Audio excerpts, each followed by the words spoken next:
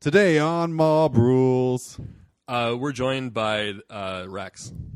Wait, what? I don't know, the cat. Sorry, I turned to musical. Okay, here we go. Today on Mob Rules. We talk about 8th edition. Get all aboard the hype train. Woo woo. And a meteor is going to smash into the Earth. Yes. We talk about Armageddon. Save us, Bruce. Either the planet or the movie. Close my eyes. All that. And No, that's it. That's That's it. it. That's literally all I read. Keeping it short. It's Armageddon the planet, not the movie, though the movie rocks. All that, not much else on Mob Mob Rules. rules.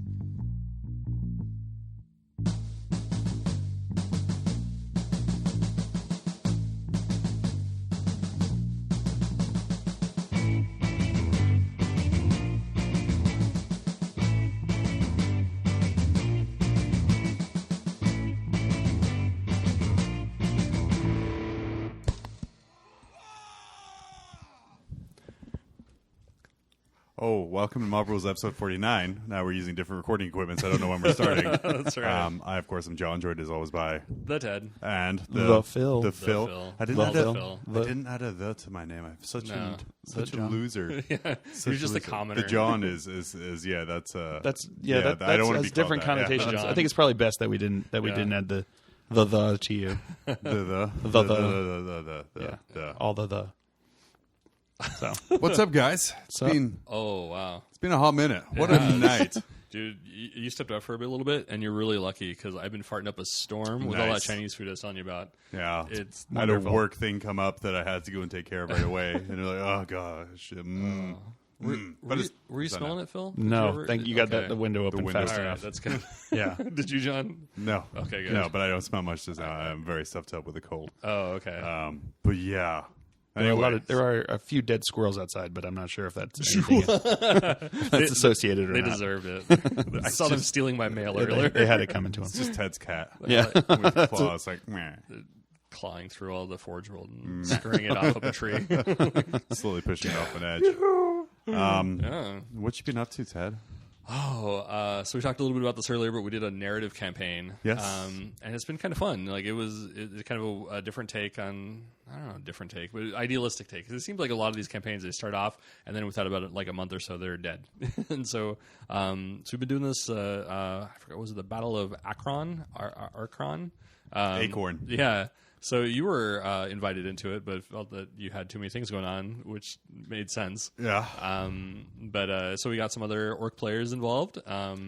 And Also, and this is going to sound super weird, I didn't know over half the people in there. yeah, So what's super important to me right now, and I know, Phil, I've talked to you about this. I think I've talked to you about it as well, Ted, is to use my gaming time wisely. oh, okay, And kind of before I commit to something, Yeah. I want to know the group. Because, Yeah. you're going to be spending a lot of time with those Yeah. people. Yeah. I think you did mention that. And if you don't really know them, then I mean, I'm sure everyone's awesome, and it's all good and stuff like that. But yeah, I'm an old man now. I'm cynical, Set in your ways. set in my ways, He needs his time to shoo kids off of his lawn. yeah. and they wouldn't let me run 2 Wraith Baby Knights and kids. an Orc army. So Oh, why bother? why even bother?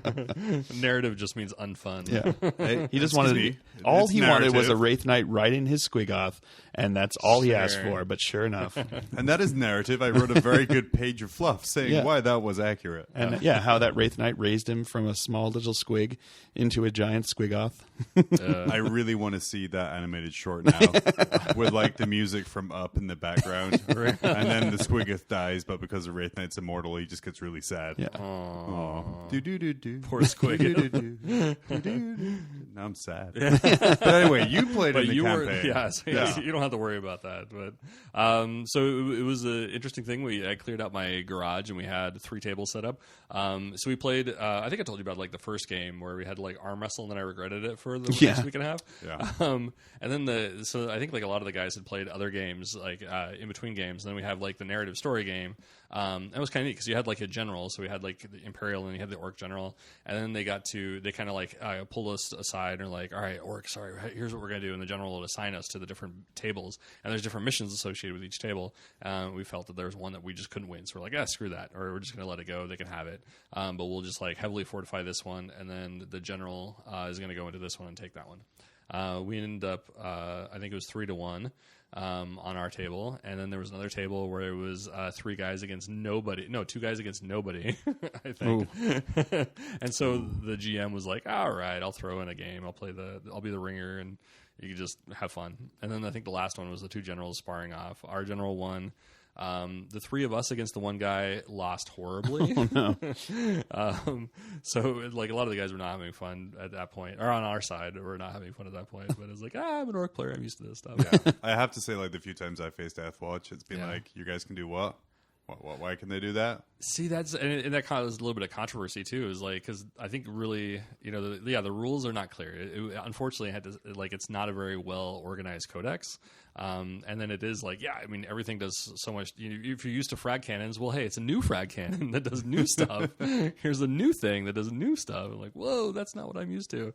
But it was, so it was a little bit weird. And like in the end, we had a big. What'd you call it? Kerfluffle about Kerfluffle, a brouhaha. So, but eventually we're like, oh, okay, we all understood, or most of us understood. And, so I think things are going to change a little bit. Instead of being like an orc-based campaign, it's going to end up being an imperial-based campaign. Well, if you pay attention to Black Library, most stories are imperial focused, so that's the way to go. So that just ensures the success. Yeah, exactly. Or failure. It's grimdark. No grim happy. So I think the general is a Black Templar player, and I know they're very fervent about their Black Templars. You don't find like a haphazard Black Templar. That's player. true. Yeah, you don't find like casual Black Templar players. It's kind of like Dark Angel Army. Yeah, they're like super into their Black Templar stuff. All for them or Yeah. It's cool. Good for them. Yeah, good on them. I don't know Blood Angel players that are that way. I mean, I know some that like their Blood Angels, but they're not like that into it. Yeah. Can you think of anybody? I mean, I can think of some that are very dedicated to their Blood Angels, Right. and like that's been like their aim is like even when there was like issues with the Blood, because the Blood Angel Codex was one of the oldest Space Marine codexes for a while, so it was there was a bit of when the Dark Angels weren't. Yeah, exactly. Yeah, like right after the Dark Angels became not the worst one, the Blood Angels kind of took that spot for a bit. And, they had they were like making sure that like they were like, no, we're going to do this with the Blood Angels, and then So of course, this is being like lose. What's up? We're going to do this. Yeah. So I think you see a few. I guess it depends upon who you see, because there are definitely some Space Wolf players that you see. Not so much here, that the Space Wolf players that it looks like they scratch behind the ear a bit. So it's not to say that like a particular Space Wolf player or a particular Orc player or a particular Eldar player aren't into the thing. No, that's it's just true. That all Black Templar players true. are You really do see, you super into it. There are some casual Dark Angels players. There are casual like Space Wolf players. Right. There are not many casual. I have to say the other reason for me personally on that campaign was I can't remember the last time I had like a lot of fun with orcs against Imperials. Oh yeah. And especially like a new Space Marine Codex. I was like, yeah. Thankfully, I was still coming out of like the Red Wa when we had the macro cannons up our butt. But anyway. So that was fun. We've done a lot of. This is my summer of orcs. I've been painting a lot of orcs, and I forgot how to. Summer of orcs. Yeah, I forgot how to batch paint them. So I know orcs are the hardest models to paint, and I thought just because like everything is different, you can't have like everybody wears blue shirts, everybody wears red pants. Yeah, that's it. Everybody has blue shirts and red pants. I mean, I guess you could if you do play like goths or. Man, you're describing my orcs down to a T. You better learn though, because I know orcs come in many. They don't come in like min-man squads. No, absolutely not. So that's gonna be a long summer. Yeah, I was gonna say. I mean, I think the great thing you can do is like if you don't do like your usual 10 level jobs on the regular boys. Unfortunately, I have to. And then you kind of put out like hundreds, but then you get those one or two set pieces, like you get like Orkanaut that you just kind of do up like fantastically because you've moved the legs and then all the other stuff. I mean, I honestly feel like if the boys are a little lower, then that makes the big guys stand out even more. Yeah, it's direct and eyesight. See, I think the unfortunate thing is like the boys are going to be so diverse that you're not going to see the snowflakes amongst the lizard, right? So I mean, they'll still be able to stand out, but the downside is just that you're not going to notice, like, you appreciate it, especially since I'm going to be pulling off like 20 at a time. Yeah, I was going to say my first boy squad of like 10 boys, I did like a truck boy squad for a small scale game. And I spent like 3 hours a boy, and each one was perfect and like multiple highlights, and it looked great. And then it got like taken out in the first turn in one round of shooting. So I'm like, yeah I'm not going to spend. I think that happens with like almost any army. The moment you paint something, it dies. Oh yeah. It has to. But if it stays like gray or silver and hides out in the trees, you won't lose the. Not always. Yeah. Okay. All right. Yeah. I had my neophytes. John, you're my doing some neophytes math over here. I was like, my avatar of a Nid has died once in game, though technically it was born from death. So technically you're right. So that's kind of where the math is coming from there. Okay. Yeah. I was going to say John died did to come to life every game. Yeah. John did a good job of thoroughly destroying my neophytes the first time I put them on the board after painting them. So I think your logic does stand there, Ted. It's like the newly painted models definitely like to get off the board. They're like, we're still tired from being painted. Just let us rest over there in the box. I just remember like when I first started playing like Tau, when it first came out, it had like the little ethereal, the metal one that came in like the box that it first came in, and like that thing never died simply because it was the only model I never painted. Like everybody was like, why are you going to reroll your leadership? Like, well, I got an ethereal. Where? Yeah. Like, oh man, it's the shiny silver thing and the green bushes. Yeah. You're still doing Tau? I mean, I know you're doing Summer Borgs. They still exist. I haven't played them since you just handed me my ass like 2 years ago. Oh jeez. Don't feel bad about it. That was with the brand new Space Marine Codex, so to be fair, and all of the assassins when they were just the new hotness as well. And Ted was running the Tau, not somebody else. Yeah, because I was going to say I have a box of Tau that I might want to offload. Oh really? Yeah. We'll see. Do you like hammerheads? Because I have a ton. Oh wow. Yeah, we'll think about it. Yeah. Yeah, I always boys. Yeah. Speaking of like the unpainted models, I have the unpainted models on my table. Like when I go to like a tournament or whatever, and I'm running like a squad of bikers, and it's like I'm like a few bikers short of having like the full size squad that I want. I put them in the front to like take the wounds and be like, all right, well, you're getting taken off first because you're unpainted. Yeah. Inevitably, they're going to get shot from the back or the side where I have to like just start exchanging the painted models for the unpainted because the unpainted ones don't want to die. They just want to stay on that board. Yeah. So like you said, coating. that must be what it is. Yeah. Maybe paint is actually bullet sponge. It attracts bullets. Well, it's the grim dark future, and everyone is happy when they're colorful and done. So, so that's not acceptable. Right away. Or it's just Fight Club, and they really want to punch something beautiful. I just want to destroy something beautiful. Yeah. Oh man! Now I have like images of scouts making soap. Yeah. His name was Robute Gilliman. His name was Robute Gilliman. Bobby G. So Phil, what are you up to? What if Belsarius Cowl? What if Bobby G is just a imagination of Belsarius Cowell's invented like that? It's just Belsarius the same Cowell is Edward Norton to Bobby G's Brad Pitt. And they're not saving the Imperial. Oh man, I got a fan fiction there. That's a rabbit hole. That's a rabbit hole I'm not willing to go down right now. I want to see the graphic novel. I've been. Let's see. I guess I don't know if the last time I'd finished up a bunch of my neophyte hybrids. So those came out pretty good. I was pretty excited about them. I've now moved on to doing some more Deathwatch stuff. So I built up, and I'm in the process of painting some Vanguard vets and some Terminators. So I just kind of did some basic modding of the Terminators from the Dark Vengeance Terminators. So they're both going to be, Dark Angels, Deathwatch ones, just Deathwing ones, just because those are the models that I had, and I didn't feel like trying to like break off the of that arm that's on a snap fit one. So I was only I cut off one arm on each of them so that I could put the shoulder pad with the with the Deathwatch shoulder pad on each of them, and that was enough.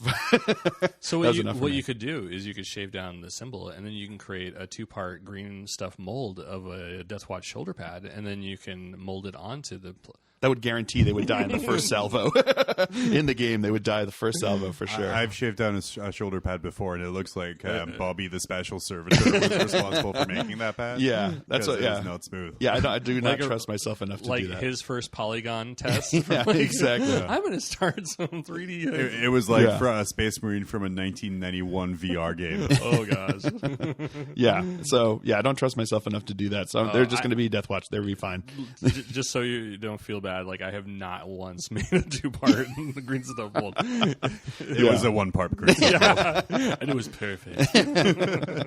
Yeah, so I got them. I did manage to mod up Because in the Deathwatch Codex, you have the ability on Terminators to take a Melt-A-Fist, which is a power fist I saw that with like a meltagun on it. Posted on Twitter. Yeah, it's like a power fist with a meltagun on it, Yeah. and there's no way to purchase that model except if you get the one Terminator in the Overkill kit. Underbite. Yeah, the Overkill Underbite. Overwatch Death Kill. Over Deathwatch Kill.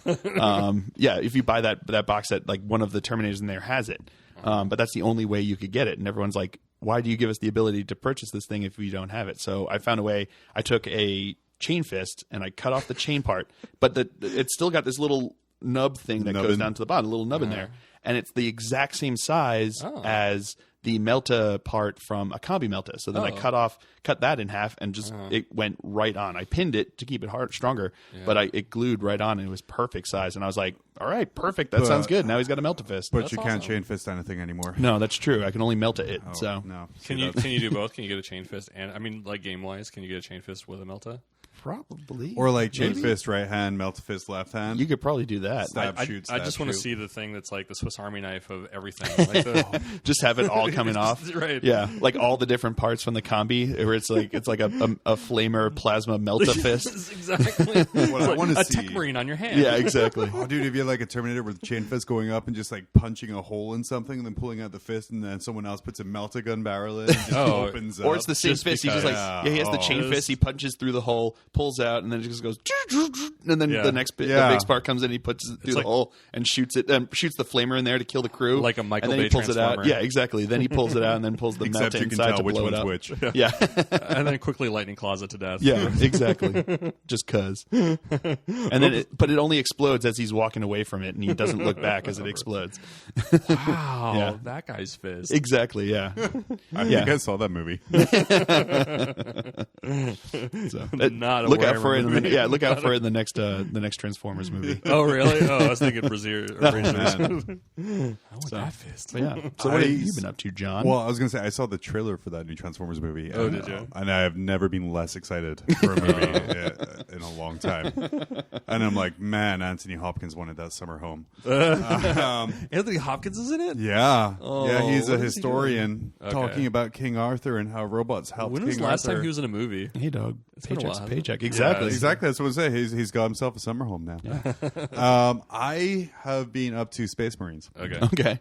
Back to Space Marines. You got your scouts down? Got my scouts down. Nice. I noticed because I had a game against Phil for Shadow War Shadow Wars, Armageddon.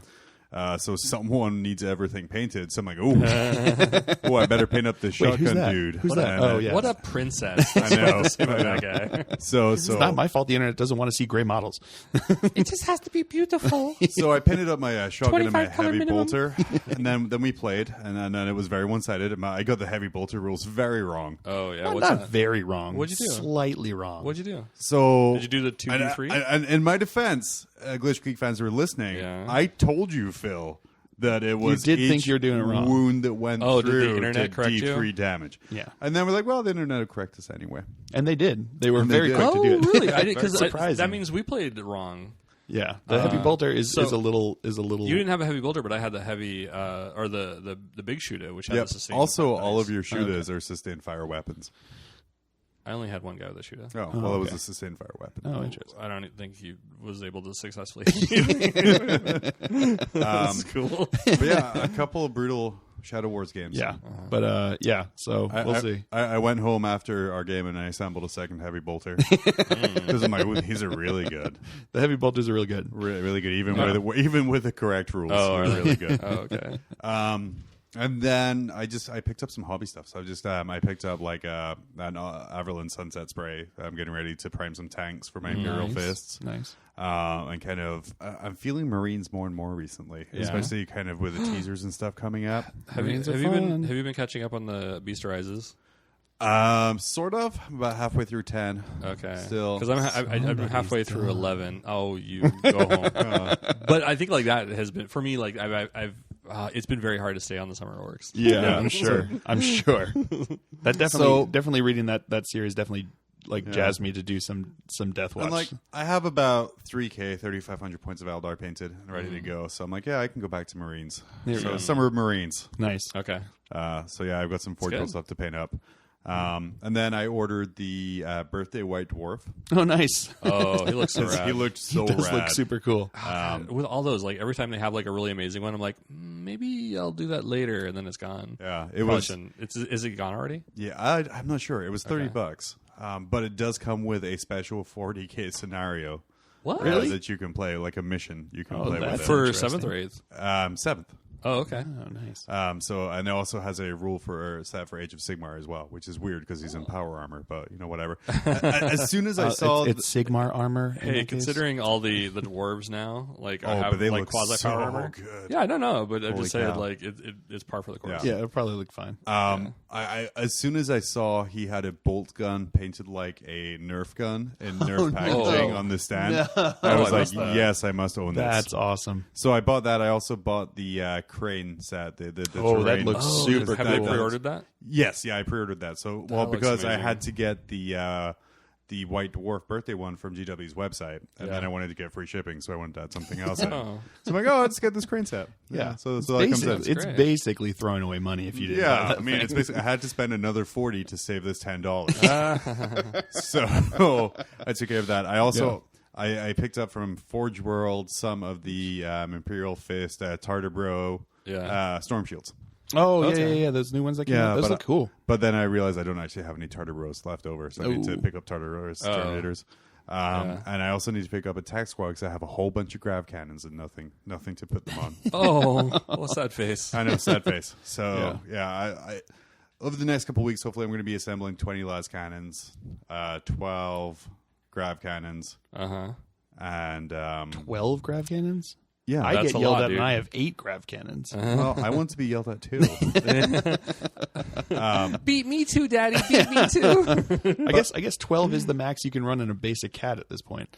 So 12? Because you have 3 dev squads and You each can't can give have them 4 to grav the cannons. tactical squads? Oh, you're right. Yeah, so I guess yeah. you could have excuse another you. 6. So 18. 18. 18 is the max you can have. And on then a I think you'll CAD. find that my Devastators for Imperial Fists are in the elite slot Your Devastators are in the elite slot? for the Sentinels of Oh, Terra. damn. Really? You can move the Devastator Holy shit! Centurions So to the... there's 24. So 32. I mean, I'm going to play against Wow. your Orc Horde and be instantly tabled because I have like 10 models. Hey, you that can kinda reroll wound that you. 6 up to hurt to wound. You know? Looking for 6s, looking for 6s again. One guy gets to make a save because he happens to be in a Toe and cover, and he's fine. All right, cool. Now you get to charge me, and I'm dead. Yeah, That's how going against I usually demons roll always with was. Ard boys, but I think I won't anymore. Yeah. Oh, and I Or up kill me save. Go with Gretchen. Yeah, seriously. I'm going to be getting as well. But I posted the book on my Twitter. It was the shoot. I can't remember what it was called. It was, The Inquisitor one with well, the it's the Inquisitor and the Inquisitor Custode buddy cop movie. buddy cop movie. Buddy what? Custode. Oh, I So missed that. it's a story about an Inquisitor investigating heresy on Terra itself, and he goes into the seedy underhive of Terra.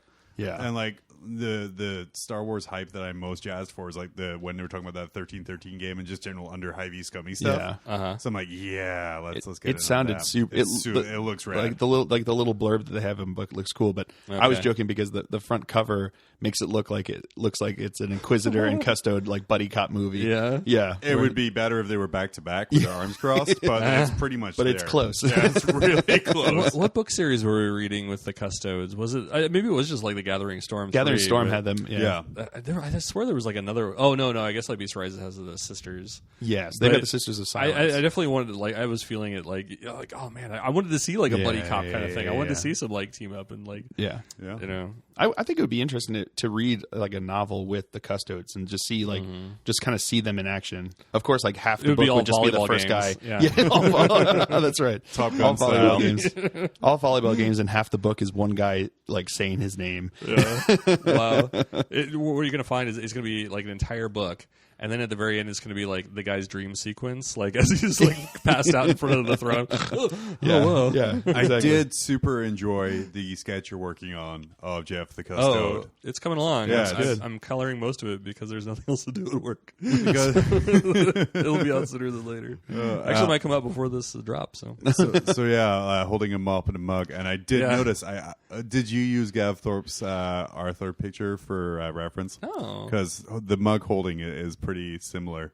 Really? No, that's I'll have to usually show you how. it. Yeah. I mean, that's usually how I hold it. I usually hold it with like the 2 fingers down, the 2 fingers through. Yeah, I'll have to show you the picture. But yeah, like I think his Actually, blur I think I picture did in his mine blog like that. Yeah. is his profile picture. Yeah. Oh, I didn't think about that. Nice. But yeah, no, maybe Good, because now you can't subconsciously. get a cut, right? Yeah, that's right. I think a custard. I guess going back because my brain was stuck on this, but a custard book that like starts the same way as way Moby to ruin Dick, the where flow, it's like dude. as like Moby Dick is like call me, and then just the rest of the book is him saying his name, and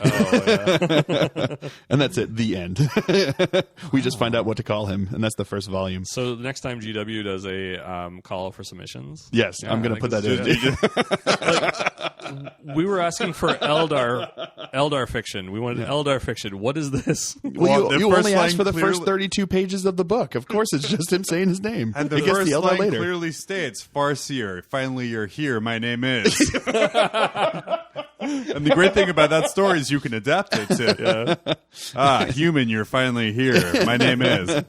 What? My guardsman. name is. Wiki. And then 47 pages of name, yeah. Oh, that's great. I like it. It's good. So we just got to get Eminem to do the voiceover. Yeah. For it. Yeah. He'll probably be down, I imagine. Yeah, he's getting older. He's had a few more kids that he doesn't know about. And Yeah. But yeah, sensible. that's, If you can get Anthony Hopkins into the Transformer movie, we can get Eminem to read our custard circle. name. Yeah, that's right. man, such a sad day. You know what I've definitely found, like having a podcast and like when you ask questions, sometimes people just come through, and when you didn't think they wouldn't, or they didn't Just think make they it would. happen. Yeah, just Eminem. Hey, guess what? Yeah, if you're Call him out listening on Twitter. if you're listening to this, Marshall Mathers, please contact us about reading the name of. I have the chocolate rain guy following me. That's But, true. That's Oh, close. man. yeah, That's Yeah, good. that's he like would one have a step very away. imposing custodian voice. That's true. Yeah. But yeah, that's it. It's been an Cool. organization week. Nice. Yeah. And looking at my model collection and being like, man, you guys are going to rock soon. Just you be patient. Just you be patient. Yeah. I like how you guys have like theme summers. My summer is themed of build and paint all this crap that I've got piled up inside of my. Well, I inside mean, of my That's house. a very practical thing. Well, I mean, That's really, what our that's what summer ours is. Yeah, yeah. I think the only You're just better at marketing. right.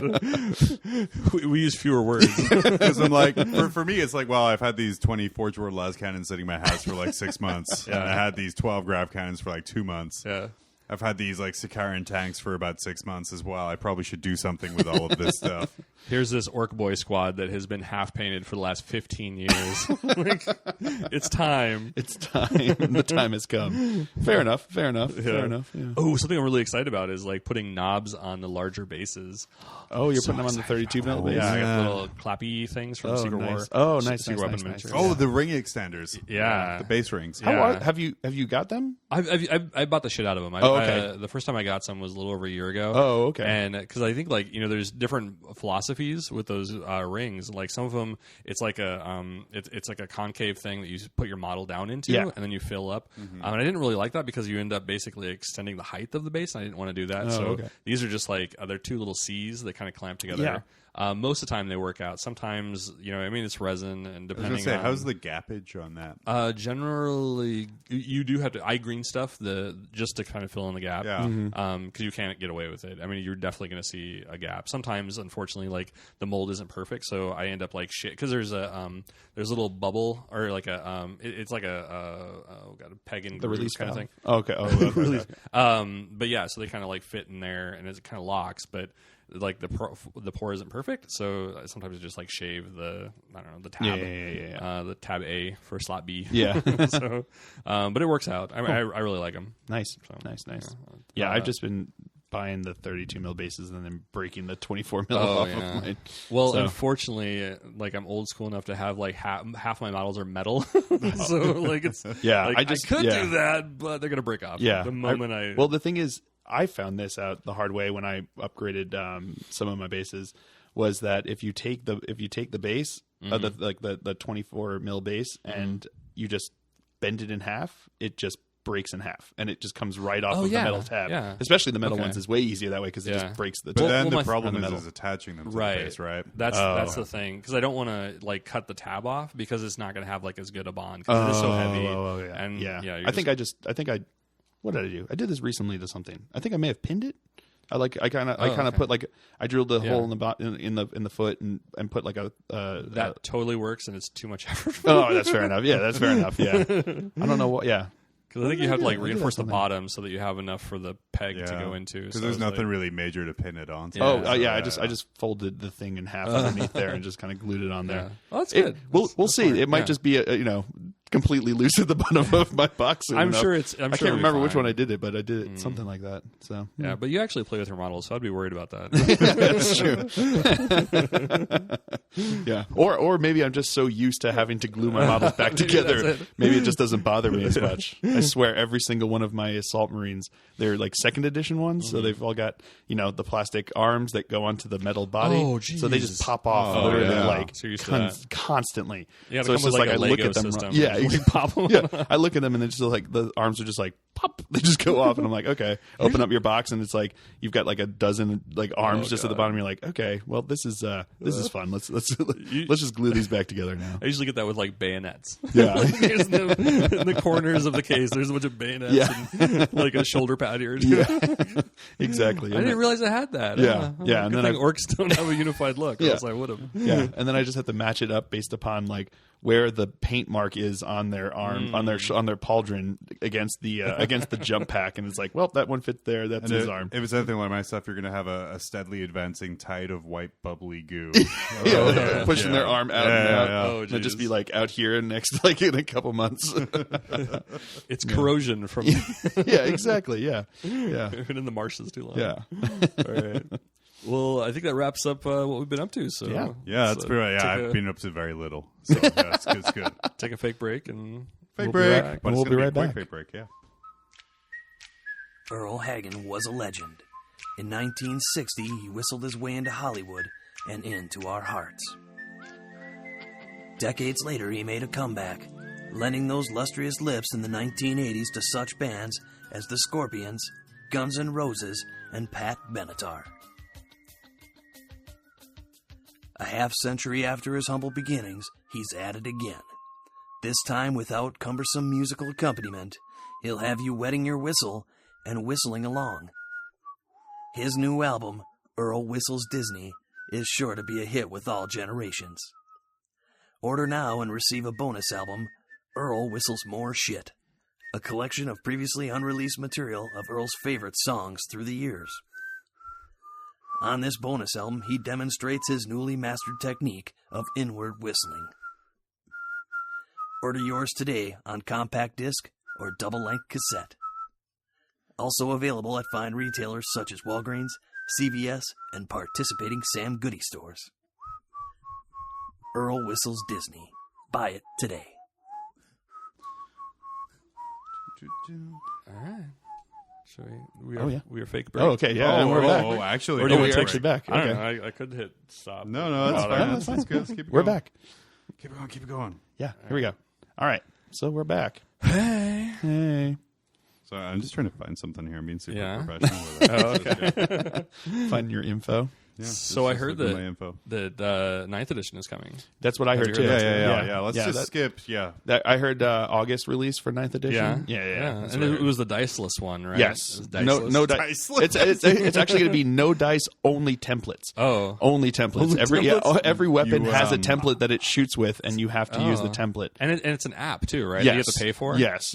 And If all you want models. different- Yeah, and you have to actually send in your models to GW, and they will send you the app. Oh, okay. Yeah, and in response to that, so. That's good. So that's Dawn of War 4. Yeah, exactly. Yes. That sounds great. I mean, it's very environmentally friendly if you think about it. Yeah, exactly. Yeah, they promise to only dispose of the models in the most environmentally friendly way. In the dump. In the dump, they're just going to dump them to the bottom of the ocean and hope that a coral reef forms around them. It'll be good. No more Chinese children killed in the making of these models. Yeah, exactly. We'll be good to go. But yes, so a pretty big event's happening in 40K. Mm-hmm. The 8th edition drop. So they've started to release some information about it, which is kind of cool. I like the way they're coming. I know there's a lot of people that are like, just like, you know, just tell us the info, like just release it. Like that is no. Well, obviously they're not. I Yeah. mean, if the option is like you hear nothing about it until August or whenever it comes out. Yeah. Or you hear a little bit here and there. Yeah, and you exactly. Get prepared, I did which say think is that great. this on my Twitter right now is like where it's like a good situation, bad situation, because before we would hear nothing, then all of a sudden it's, oh, by the way, look at all this great stuff that's coming out. Yeah. And now we're like, hey, great stuff is coming soon, and here's little trickles of information. Yeah. But we're not going to tell you when it comes out or how they relate to anything. Yeah, and I think, you know, bit by bit you're getting the information. I like this. I mean, it's acknowledging that, you know, that this is probably going to have an impact on your life, and you know, you probably want to know that this is going to be happening, as opposed to just being like, oh, by the way, it's changed. So here's kind of like this weird like bit of irony, because I think like the people that are going out there like constantly seeking, because I know I am, and I know the two of you are constantly looking up like Bella Las Souls. We're looking up. I'm not allowed to. So. Oh, sorry, Fayette. You're looking up like Bolter and Chainsaw. We're going to the blogs. We're looking up to see like who has dropped like the newest like the teas. Like have they been able to find like a half clip sprue in a trash can or whatever? And like so we're looking for the things that we want them to give us. Yeah. But then when they give us it, then it's like, okay, well, when it's an official leak, we feel less fulfilled for some reason because we didn't find it ourselves. Exactly. And maybe that's it. Maybe it's the chase. You know, like okay, I see what you mean. And actually, that wasn't what I meant. But now that I'm going through this, I'm realizing it's not as ironic as I think.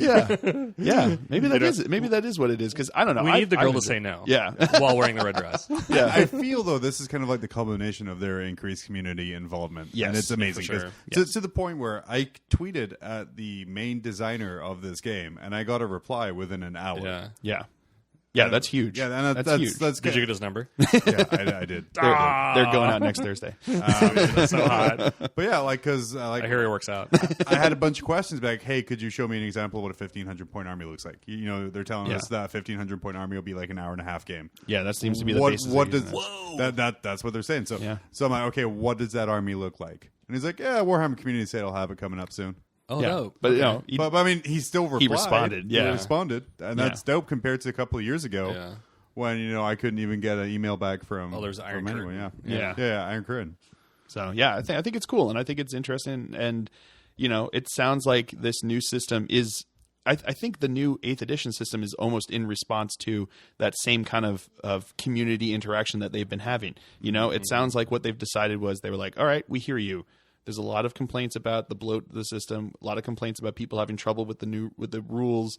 People saying like it's hard for them to get back into it after they've been out for a couple editions or a couple years, and you know, I mean, that was what like the entire internet was filled with, was people being like, "Oh, I hate 7th edition because I can't do this," and it's like, all right, I enjoyed 7th edition, I really liked it, but even I could see it sometimes when it's like when the new codex comes out and you see like everybody's buying all those models because that's the new hotness. It's like I could understand a bit of that sense of like, all right, well, I see what's happening here. Like there's the codex creep. You had people like the rules were contradicting each other and they were getting a little complicated. And I think GW heard that and they were like, all right, well, here we go. We're gonna basically we're gonna take it all back down to base. Everybody is gonna have their rules come out at the same time, so there's no codex creep situation. And we're gonna make a new system that we think kind of answers a lot of the questions and problems that people have been having. I think it's kind of interesting. I didn't realize it until just now, but in a way, you know, like a Games Workshop with this edition, you know, it is following. I mean, because it is like listening to the people, and you know, the people were saying Sigmar is where we want to go. There's aspects of second edition that we want to go, and like there's all these different ways we want to cut the bloat, et cetera, et cetera. But in a way, it's also being very paternalistic in it that like they're not fully doing that, because it seems like there has been like this there's been like this one goal for the longest time that GW has been trying to get us to do. They've been trying to get us to put on our big boy pants and make it our own game.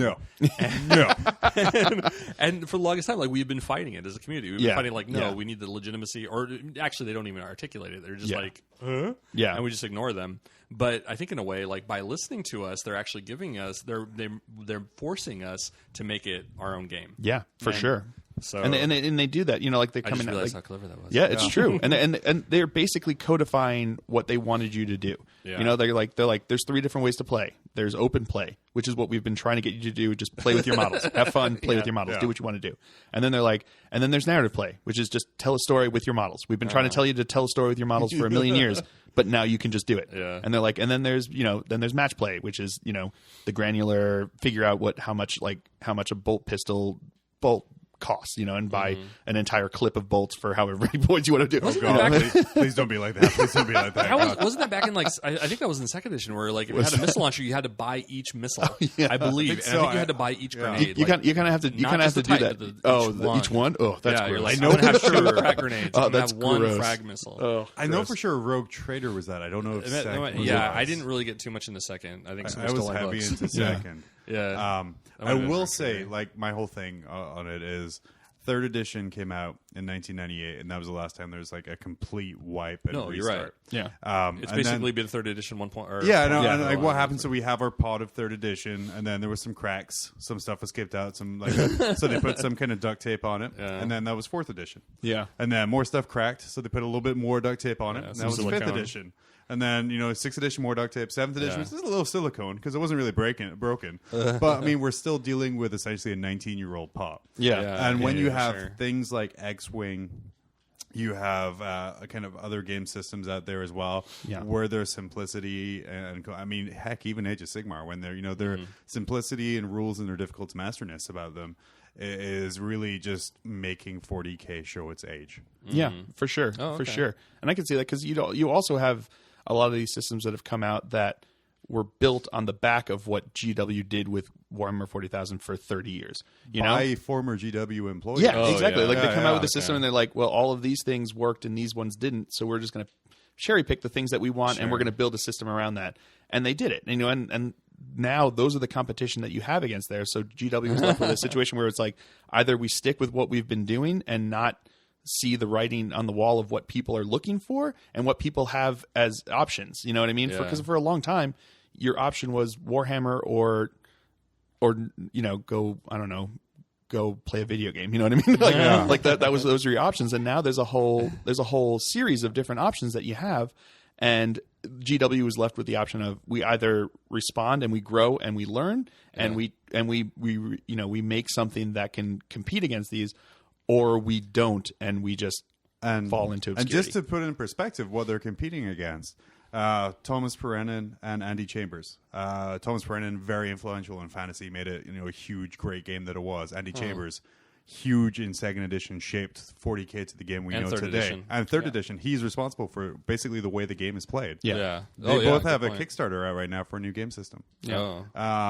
Beyond the Gates of Antares. Oh, yes. They're part of that. No. Rick Priestley is behind that. Dude, he makes he's got a new game every year. Yeah, so all of these former high level employees doing this is their competition. Yeah. So it's an evolve or die situation. It's true. Yeah. And it sounds like they're evolving. They listen. And I think because there was when they switched over to 7th edition, there was a bit of a lull you could see in the community. There were people that were weren't very happy with some of the changes, and you could see that there was a sense of that times were changing. And that's when you had the turnover where they ousted the old chairman of the CEO, and there was a big a watershed change at GW where they realized they're we're no longer responding to the market that we need to, and we're losing the market share. We're losing their stock was going down. Yeah, really their stock hard. was going down hard. Now there it's were people that were complaining. Up, but... Yeah, and because of that watershed change, and I feel like this new edition is part of that same change, that same development, that same growth that they've been making to respond to the market. Because it's right now you're in a market that has a lot of options. Back in the 90s, back in the early 2000s, you didn't have a lot of options. There were some options, but there wasn't anywhere near what we have now. And if you have competition, you either respond to that or you lose. I have to point out, though, that I think that, in a way, you're right. I think that's been an argument that I've heard for a while. I think, War Machine was they took a big share, or at least they were perceived to. And then when X-Men came out, they were perceived to have taken a big share. Yeah. And I think in a way, Fantasy Flight Games did a really good job, and they created something. Yes. But it was still it wasn't that big of a share. No, it was you're right. 40K or I believe 40K, GW was still they were the big dog. They were still the big far. boys. Yes, but I believe in 7th edition at points, X-Wing was outselling 40K. I don't. I think there was a distributor report An early 7th. I think if you're thinking of there was one that came out a while ago. There was a distributor report, but the distributor report was. I think it was like really flawed because it was like somebody was basically like cold calling various distributors, so it wasn't very scientific. It wasn't very comprehensive. I think that was. I don't know. I don't know the whole. There's a reason Fantasy Flight lost their Games Workshop license or didn't renew the Games Workshop license. It's because they no longer needed it. Yeah. That's true. And I think X-Wing was sold in Target. Yeah, that's true. Yeah, and it's been a while since GW sold anything in like Toys R Us. Yeah, that's true. And I think you're right. I think GW wasn't like they weren't going under. They weren't losing everything. They weren't completely losing the market, but suddenly they had competition, whereas they were the only choice for a long time. Now there was other choice. And with that comes the fact that you have to try to compete. Otherwise, you'll just slowly lose your market. And you're not going to gain as many new people on it because the new people coming in, they have nothing invested. You know what I mean? Like someone who comes into wargaming now who has no models at all, they can choose whatever system they want because there's no investment that they have so far. Like for me, if I wanted to go into another system, I would have to invest in a whole new system, as opposed to just taking my models. Like, I mean, Games Workshop had been around for a while, and back in that day, they put out a book, and it was basically so you can use your was it Reaper minis? Oh yeah, a lot of times it was like you bought other people's stuff to play the game, and it was more of a games company than a miniature company. Although they were doing miniatures, but and that wasn't like they've been around long enough. And I think like back then there was a ton of like what was it? Cheap Ass Games was a thing back then. I mean, it was just called Cheap Ass Games. There was Steve Jackson Games. Yeah. You had BattleTech. I don't think Robotech had a game at that point. I mean, they had like the RPG, but so there were a lot of games back then. But I think like the barrier to entry was, in a way, was less because the expectation was less. Yeah. Whereas back then it was like a few pewter minis are relatively easy to manufacture versus like if you have to go to plastic, now all of a sudden you have this entire infrastructure you have to build. But that's our expectation now. Is like, is it in plastic? Oh, I don't want a pewter mini. Yeah. I mean, I think there's like waves where it's like for a while there'll be tons of games out there, and then they'll like die off, and like then there'll be tons of games, and then they'll die off. I think we might be in that tons of games kind of thing. Kickstarter has definitely changed the game a bit. Game. It has changed the game because you don't need to be a big company. You can just be some dude with an idea and the ability to call a factory in China. Yeah. But I kind of wonder if they're not necessarily going like the end result isn't that these like the Kickstarter games aren't going for GW's market so much as each other's market. There might be this like disposable war game kind of market. Oh, absolutely. That are like people that just want to try something new, and then like once they do that, then they will try something new, and then they keep going. I literally have 4 Kickstarter games still in box. That I played. It's true because it sounded super cool, but then I forgot about it, and then they showed up in the mail. Yeah, and I think you're right. But I think when GW saw their when they saw their stock going down, because they are a publicly traded company now, and when they saw their stock going down, when they heard the voices that were, calling out for something different, and and you still see it, some of the older players who haven't been involved in what's going on like for a long time, like you talk to them about this and they're like, oh yeah, that's GW. They're always, they don't care about their, about the customers. They don't listen to what's going on. And it's like, they do now. Like that's changed. You know what I mean? And I feel like this is an opportunity with 8th edition for them to reset the playing field, reset the rules, reset the power levels of all of the different armies that they've got going out. That's cool. And they can be like, this is our new start. Yeah. We're basically a new GW. And they even said that. They're like, hey, this is the new GW. They even said that in their FAQ. They really have. Yeah. And I think this is an opportunity for them to not have to deal with, like you said, 19 years of Band-Aids. They have a new system, they've got a new rule set, and they've got everything on a playing field that they can then control the growth and the build from, which I think is fantastic because I want the new GW to control that. I want the new GW at the helm of what 40K is going to become without having to have the baggage of what 40K was for a long time. I'm excited about the jumble. I mean, just having a jumble, like having everything like thrown up in the air, and then having like everybody having to like figure it out. Because I remember like one of the things I loved about like 3rd edition guy crossing over there is like, I mean, I was working at a game store when that happened, and like having like, all right, your codexes are, And Yep.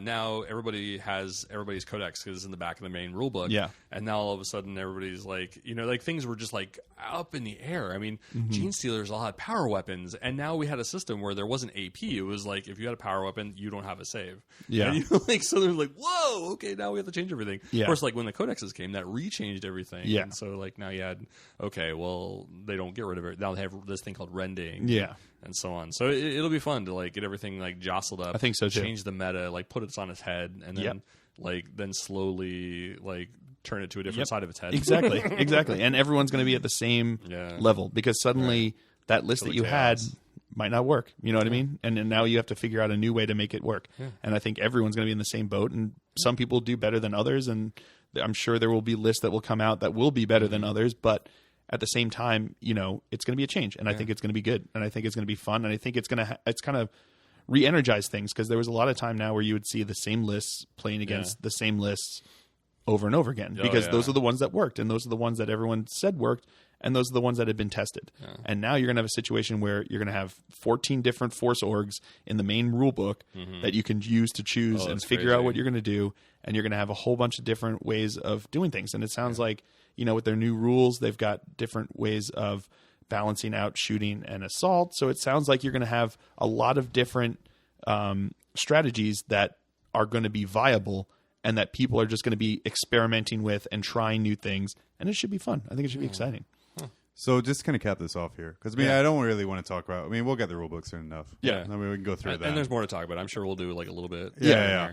On my Twitter page, I asked for people to send me 40K haikus. Oh, wow. That sounds like a great intro. I got Lil Mac sent me a great one here. Daka Daka. Boom, got him. Keep on shooting. Ready, wah.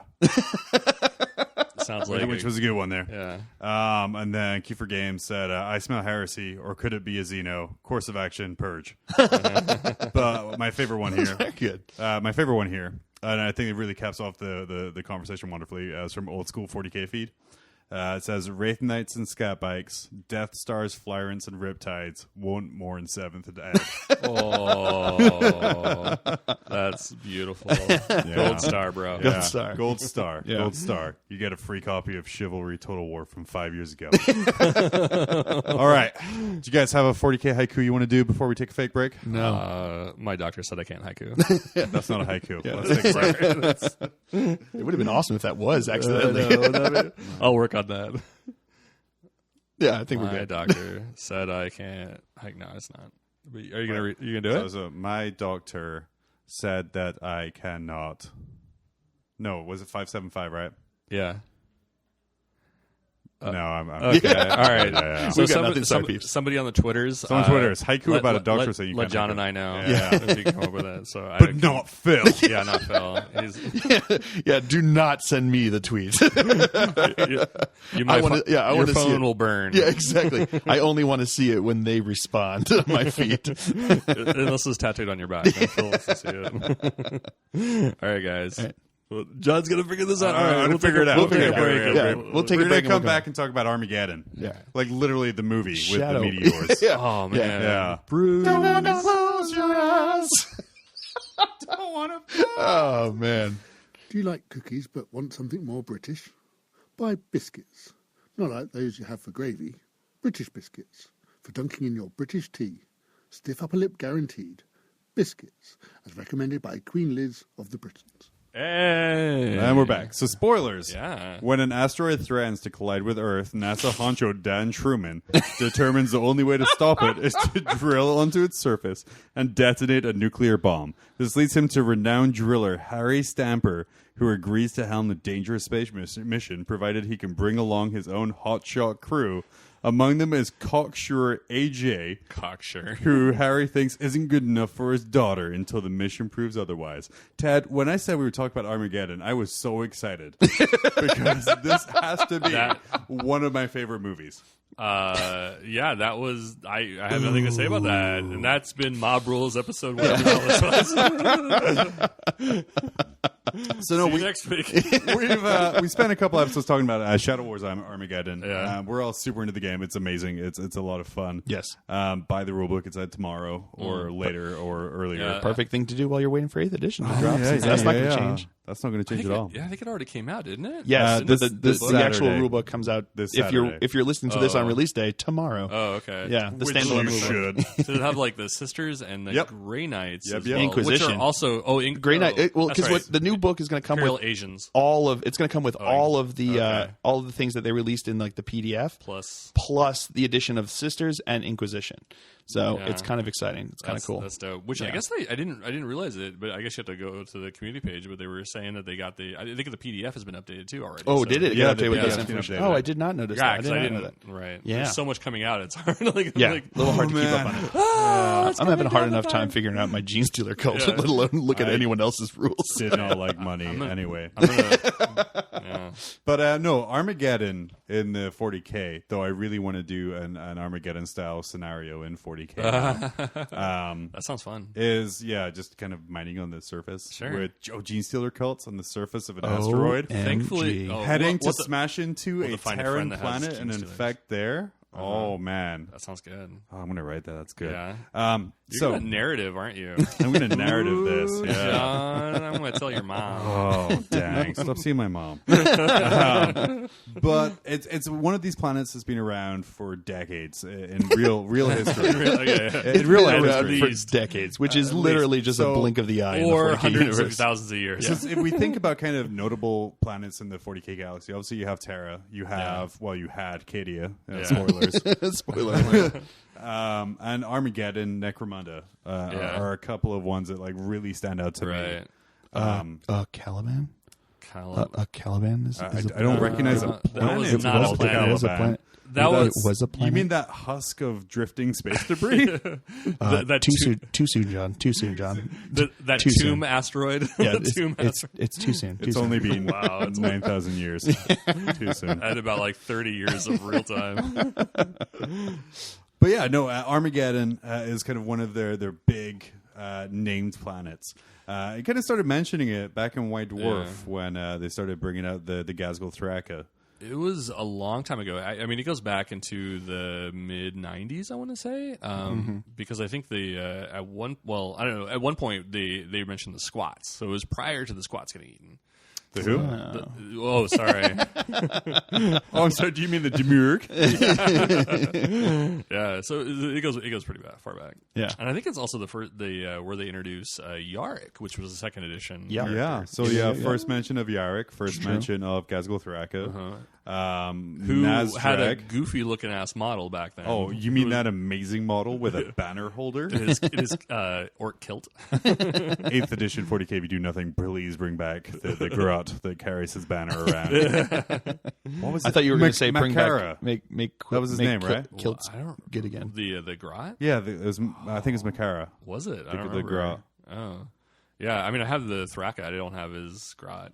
I think I got it off somebody else. So I don't- Man, that's the important part. Yeah. No, I feel you. But I mean, even though it's been around in the fluff since kind of Yeah. early second edition, they still update it. Like I updated it last year. Yeah. Mhm. Spoilers, if you haven't listened to our fourth quarter Beast Arises coverage, which hasn't happened yet. Go into the future and listen to that first. Yeah, if you're listening to this months from now, go to the next or the episode that's maybe came don't out say last next. week. Don't say next. We don't know. No, We don't know. no, definitely not next. Maybe the one that came out last week. If you're listening to this months from now,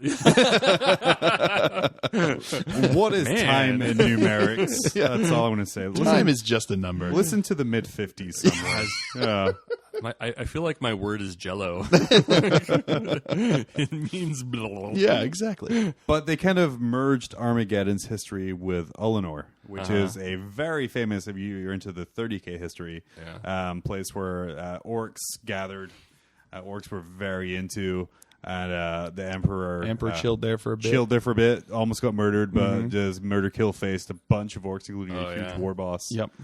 But almost didn't. I mean, But almost he didn't. got Almost murderized. didn't. Yeah. I think that was like up until Horus, like that was the closest battle he'd ever been to Yep. to like almost die. Which I mean, you have he to was- think, how big was that orc? Yeah. considering that in Beast Arises, like the Beast or whatever is the size of like a knight. You know, Yeah. like they're Seriously. giant ass Yeah. guys. Yeah. So I mean, the Emperor, you know, he's big for man standards, He's a but big he's dude. not. And also, the Emperor destroyed his son with a single thought.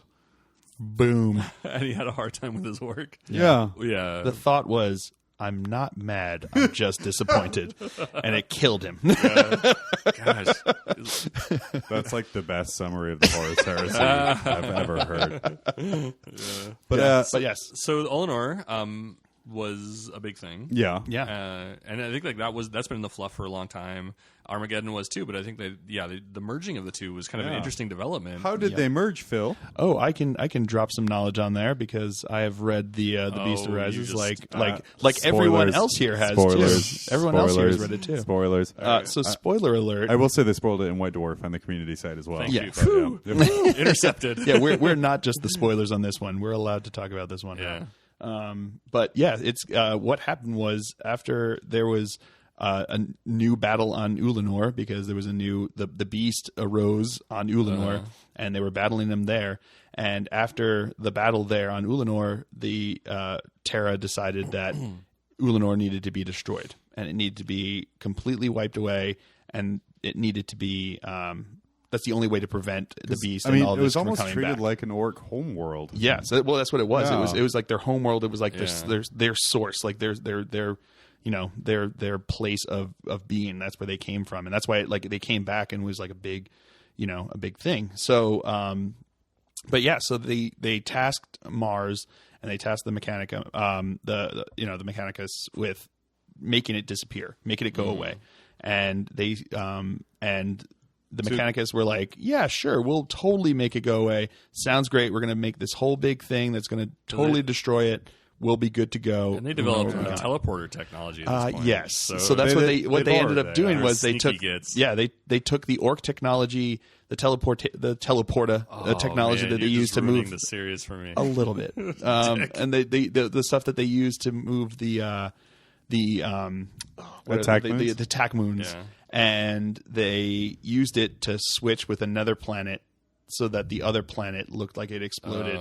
And they managed to just move Ullanor and make it to a secret location so that they could and made it Armageddon, basically. So they wanted it because they wanted to be able to go and get more of the technology and scavenge all that stuff that Terra was like, we can't risk it. It needs to be blown up. Well, and Mars was like, yeah, sure. Okay, sounds good. We'll totally do that. No problem. Not going to make it move and then just take it ourselves anyway.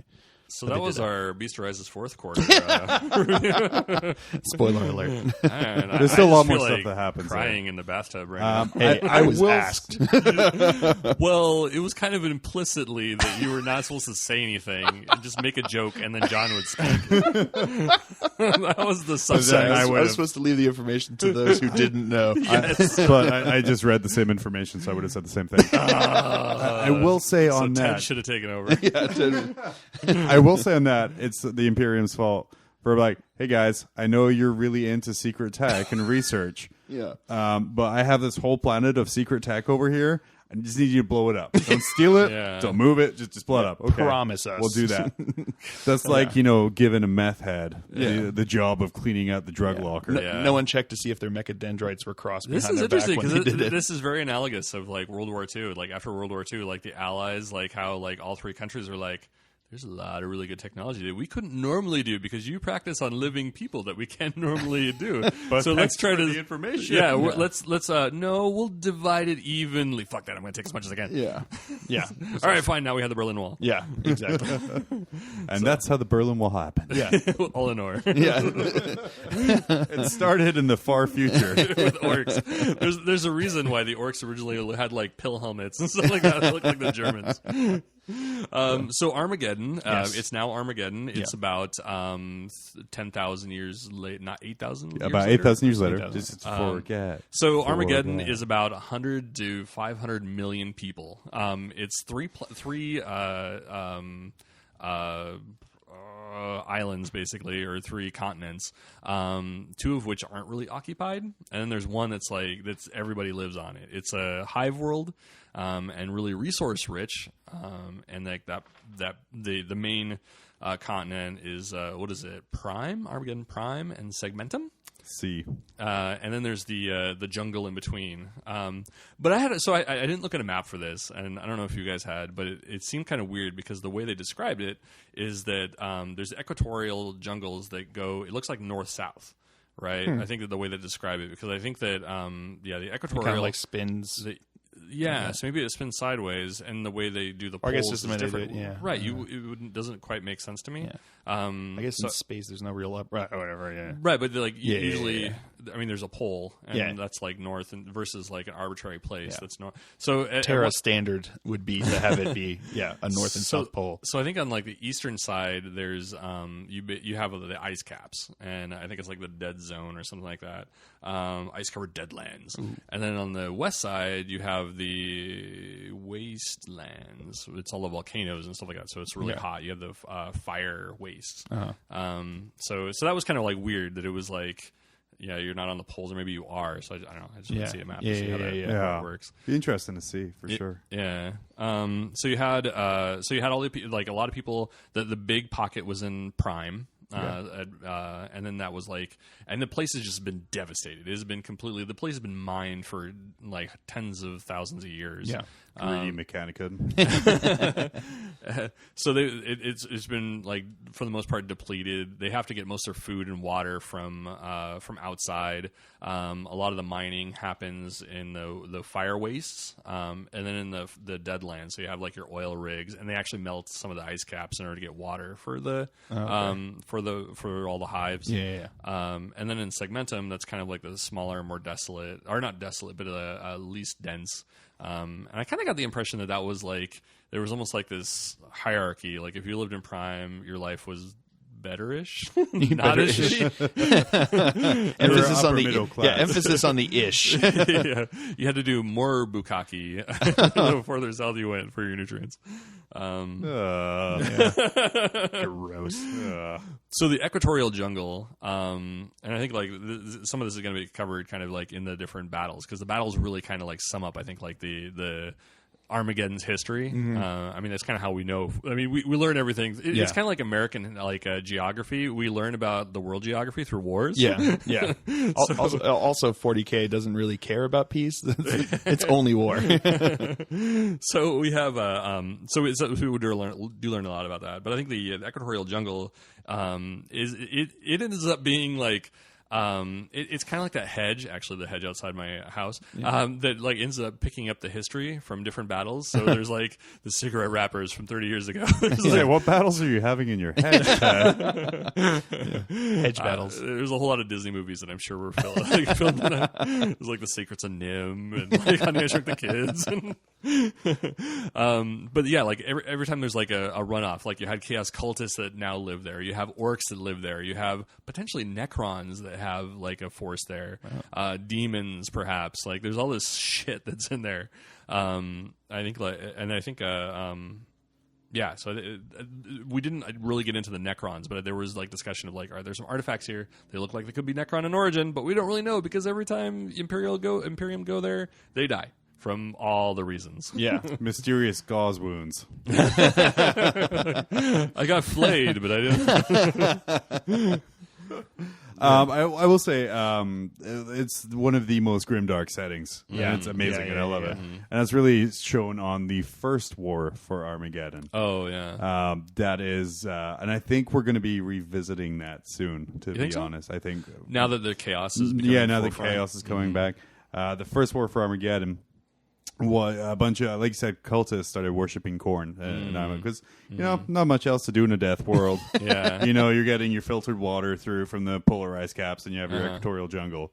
But that managed to accidentally, on purpose, land a space Hulk right on top of them. So a lot of stuff happens leading up to this. So go. Prior to, that's important. But I think like prior to, we had the heresy. This is early on. We had the Emperor's Children slightly shortly before or after the heresy had broken the world leaders. So they were a full legion, and then the Emperor's Children went in there, like beat the shit out of them in the the Battle of Skalthrax. And so, like, for about 8,000 years or so, Angron was running around, like, trying to get his war bands together. So he was a beaten legion. And now he's like, yeah, we got it all together. We got everybody together. Yeah, let's go party. And then, so he decides that he's going to go and take on Armageddon. So in the meantime, the cultists are starting to gather. They're doing their thing. They're bringing a warp storm that ends up blocking out all communication. Like, Armageddon gets wrapped up in a little bubble and nobody can talk to it. And because of this, like there's no food coming in, and as we learned, like food is a scarcity there. So it becomes the perfect storm. Yeah. Oh, to gather. To gather is the perfect storm. So now we have these Space Hulks. No, yeah. So now we have a Space Hulk show up, which contains Angron himself. And he comes down to the planet with a bunch of corn demons in tow, as a demon Primarch should, and just wastes the world. Wastes the guard there, wastes the PDF there. But then these Space Wolves and the Grey Knight show up. Yeah. And, you know, battles happen. Space Wolves do Space Wolf things. So it was all going smoothly. It was going smoothly, except Angron had this, like, weird thing. Like, he had to, like, every once in a while. Deformed when he got, like, demon hood? No. But he had to stop and build shrines. So he was like, he would stop, he would beat the shit out of stuff, and then he went into, like, his architecture courses from community college and was like, all right, let's build some shrines. Skulls for the skulls. So in the meantime, like the locals are like, hey, Space Wolves, by the way, Angron's out there building some community art. We need you guys to come down here. Yeah. Like, all right, man, we're there. Armageddon. Just imagine Armageddon 1%, 1% projects here. Just imagine like the corn yelling down, like, Angron, get moving, keep killing. He's like, shut up, you're not even my real dad. I'm creating. This is my life now. Did I rush you when you were slaughtering those PDF? No, so you could wait until I'm done with my shrine. Thank you very much. You don't understand me. You've never understood me. My name's not Angron anymore. It's Red Raven. My father never understood me. Are you smoking cloves? So now all I can see when I picture Angron is just like a really angry emo hipster with daddy issues. Which, yeah, it's probably That's probably pretty good. much it. Yeah, that's pretty good. So I mean, I just have basic stats. So jumping if I'm wrong here. The Grey Knights come in and they do Grey Knight things and manage to banish Angron. Nice. Oh man, so they had a bloody ass battle, right? So there was 109 of these guys show up there, and that's a very specific number.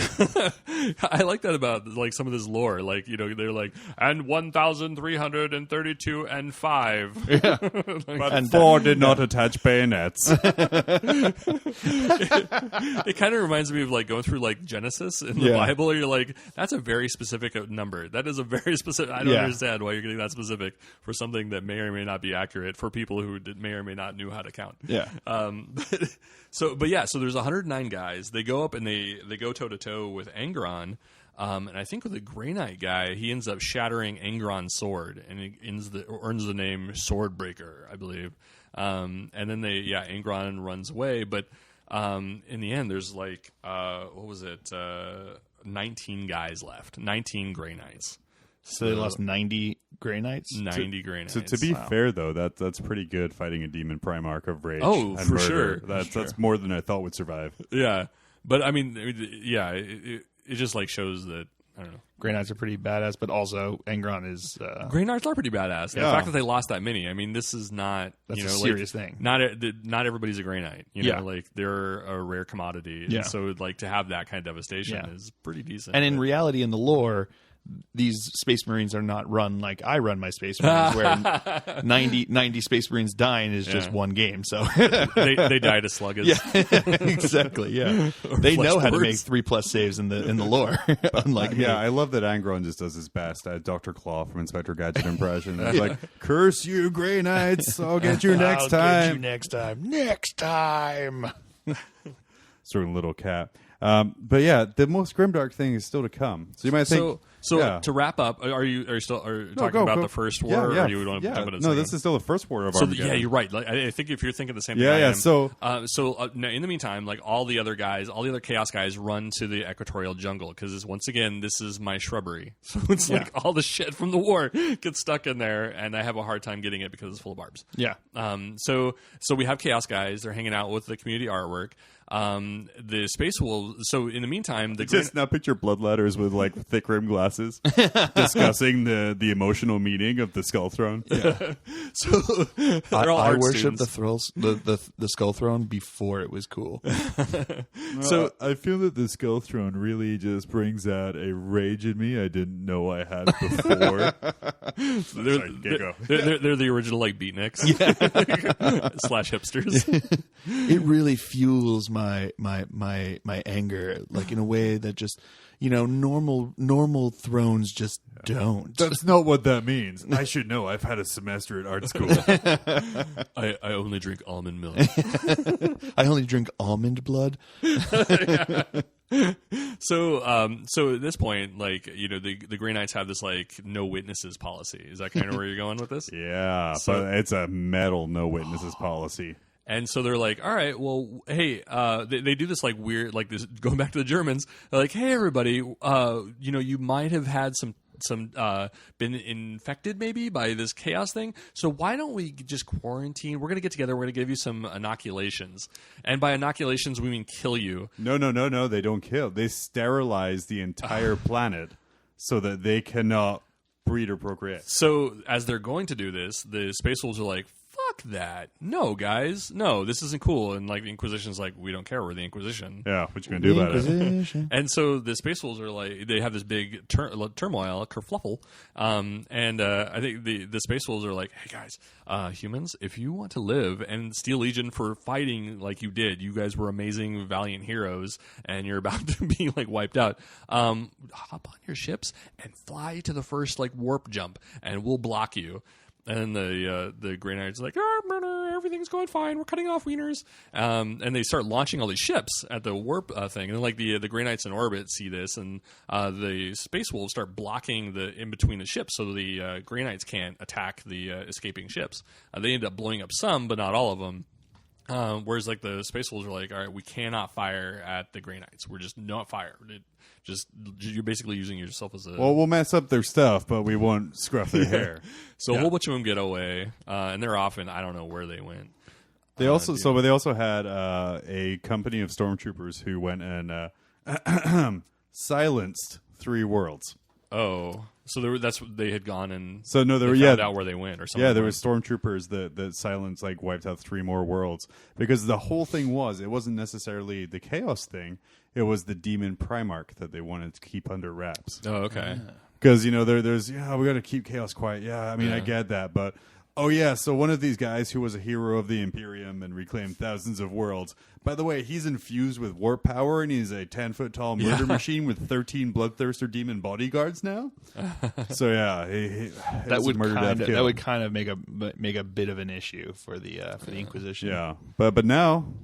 rumor mills is Angron's going back to Armageddon. Oh boy. Ooh. So the Space Wolves are the Imperium or the Inquisition are pissed off. Like they're royally pissed off, and they're headed to what's new, right? So now they're going back to oh gosh, like, LOL, made an Inquisitor cry so hard he sharted. So now they're going back to the Space Wolves' home planet. Here, just a moment. 1 second, we'll be right back. All right, so emergency return. and we're back. That was a great haiku, John. That was I have to say. It was pretty perfect. I Not have as good to as say that I really like haikus because they are short and... Cliffhangers abound. Yeah. Inquisitors don't like haikus, though, because they're pretty much heresy. Inquisitors don't like haikus because they are bad. And by bad, heresy. No, that's 576. Dang. See, that's what I'm saying. They can't do it. Heresy is too many syllables. That's the motto of my Inquisition. Yeah, Inquisition and heresy are too many syllables, so it makes it very hard for them to make haikus. You know, what'd be great is like all the the little recorder servitors that have like the parchments and stuff like that. Oh, you could just model them with like haikus on them. Heresy Unbound. What's that over there? Oh shit! It's Angron. Run away. So that's actually a Steel Legion haiku. You got your first book written. Yeah, there you go. Steel Legion haikus. Tales from the front lines. So, anyway, so Space Wolves. So Fenris. Yes, to go back to Fenris. Yeah. So right now, like most of the companies, the Space Wolf companies, are out and about. Like they're off doing their own thing. Bjorn is holding down the fort. Like he's Heresy era Bjorn.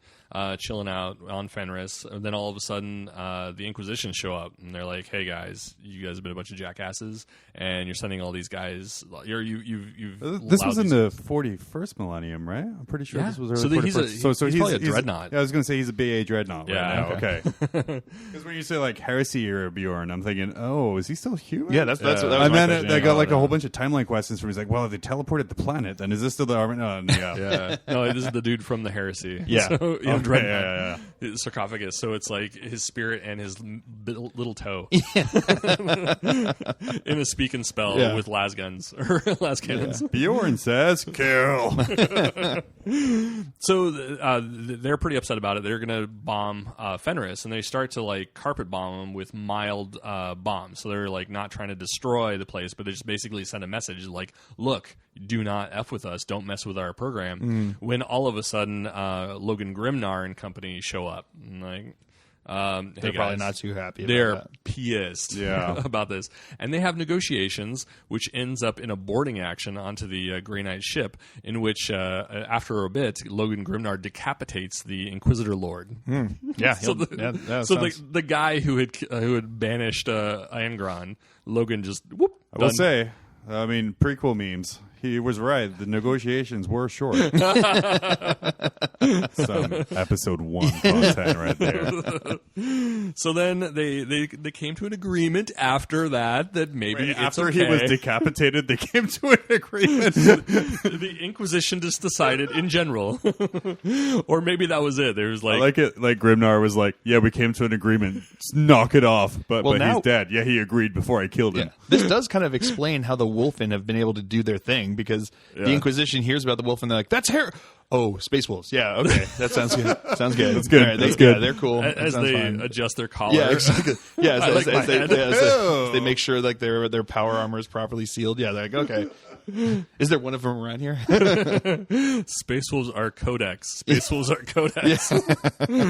No, they're no. Shut up. There are no wolves in Fenris. Yeah, there are now, so that's totally fine and not worth inquiring about at all. Yep, We'll yep. stay far away from there. So what about those Blood Angels? Yeah, they never decapitated anyone, right? Yeah, let's go investigate them. They just kill sisters. So now we have the second war for Armageddon. Yeah, and this is where we really get our interest in there. Because, I mean, Khorne Demons and Angron are cool and everything. But the origins of Ghazghkull Thraka are way, way, way cooler. Oh wow! So I mean, this battle. I mean, everything just escalates. Like we saw a Space Hulk show up. Like that's pretty. Like Space Pretty Hulks rad. don't typically hit like a planet side. Yeah, that's true. And we saw a Primarch. That's pretty BA. That is pretty BA. Now we have this guy who. What was it, like 9 years prior to the invasion of Armageddon, was just a lowly boy. He was just some dude. He got shot in the head by some random bolt pistol from some unspecified chapter Marine, and it lost part of his brain. Get some Dark Angels. What's that? Get some Dark Angels. Was it Dark Angels? No, they tend to shoot civilians for no reason. Maybe someone had fallen around them. I was going to say, not for no reason. Only, I was going to say, maybe someone had fallen around them. Phil. Yeah. We heard there's ice. Yeah. You didn't have your crampons on. He slipped. So, slipped. so 9 years prior to the War of Armageddon, he's just a lowly boy. He gets shot in the head. He loses part of his brain. Mad Doc Grotznick fixes him up, and now all of a sudden he can speak to Gork and Mork. Nice. Makes sense. Which sounds like a televangelist. You're welcome. So he starts unifying his planet of Ulrich and pulling about 4 tribes together. And as he's going, like he's just picking up steam. Like it just, 9 years, that's not a lot. Yeah. I mean, it's kind of like the typical Orc WA, but like super amplified. So, I mean, your typical Orc WA, they'll take over their own planet and then they'll go forward and the next one and they'll kind of slowly move forward. But yeah, this guy was like a WA on steroids. Yeah. Like he was moving fast and everyone was following him. So he ends up building a series of space junkers, and like, all right, well, let's go and let's make this happen. We're gonna go to Armageddon. I don't even know if he had a planet picked or if it was just like happenstance. But I think it was just like that away. He probably like pointed up and was like there. Yeah. But if he's talking to Gork and Mork, then Gork and Mork could be like, hey, that planet was ours, and then they moved it, and I would like it back, please. So he gets going along, and like orcs, orc technology happens while he's in mid-space multiple times over, i.e. stops working, in which time like his his entire fleet just stop, and then he gets boarded by demons. So all these demons come out of the warp and start attacking them. So his army becomes battle forged as fuck. Yeah. So you just get all sorts of practice just hanging out on the bus, like beating up other people. So by the time they actually show up to Armageddon, like they are rowdy. Yeah. And ready for something. Yeah. I would like to imagine that he wasn't actually talking to Gork and Mork. He was just getting signals from Terra that had finally reached out there. That's why he went for Armageddon, because he saw the trailer for Armageddon the movie inside his head. He and got that's why those, he was sent he got those to like Armageddon. 30-second Millennium messages, which was like, destroy Armageddon, destroy Ullanor, destroy Armageddon Ullanor. It's like, oh, okay. Yeah. He did. I think it was just. I still think it was just the trailer for Armageddon the movie.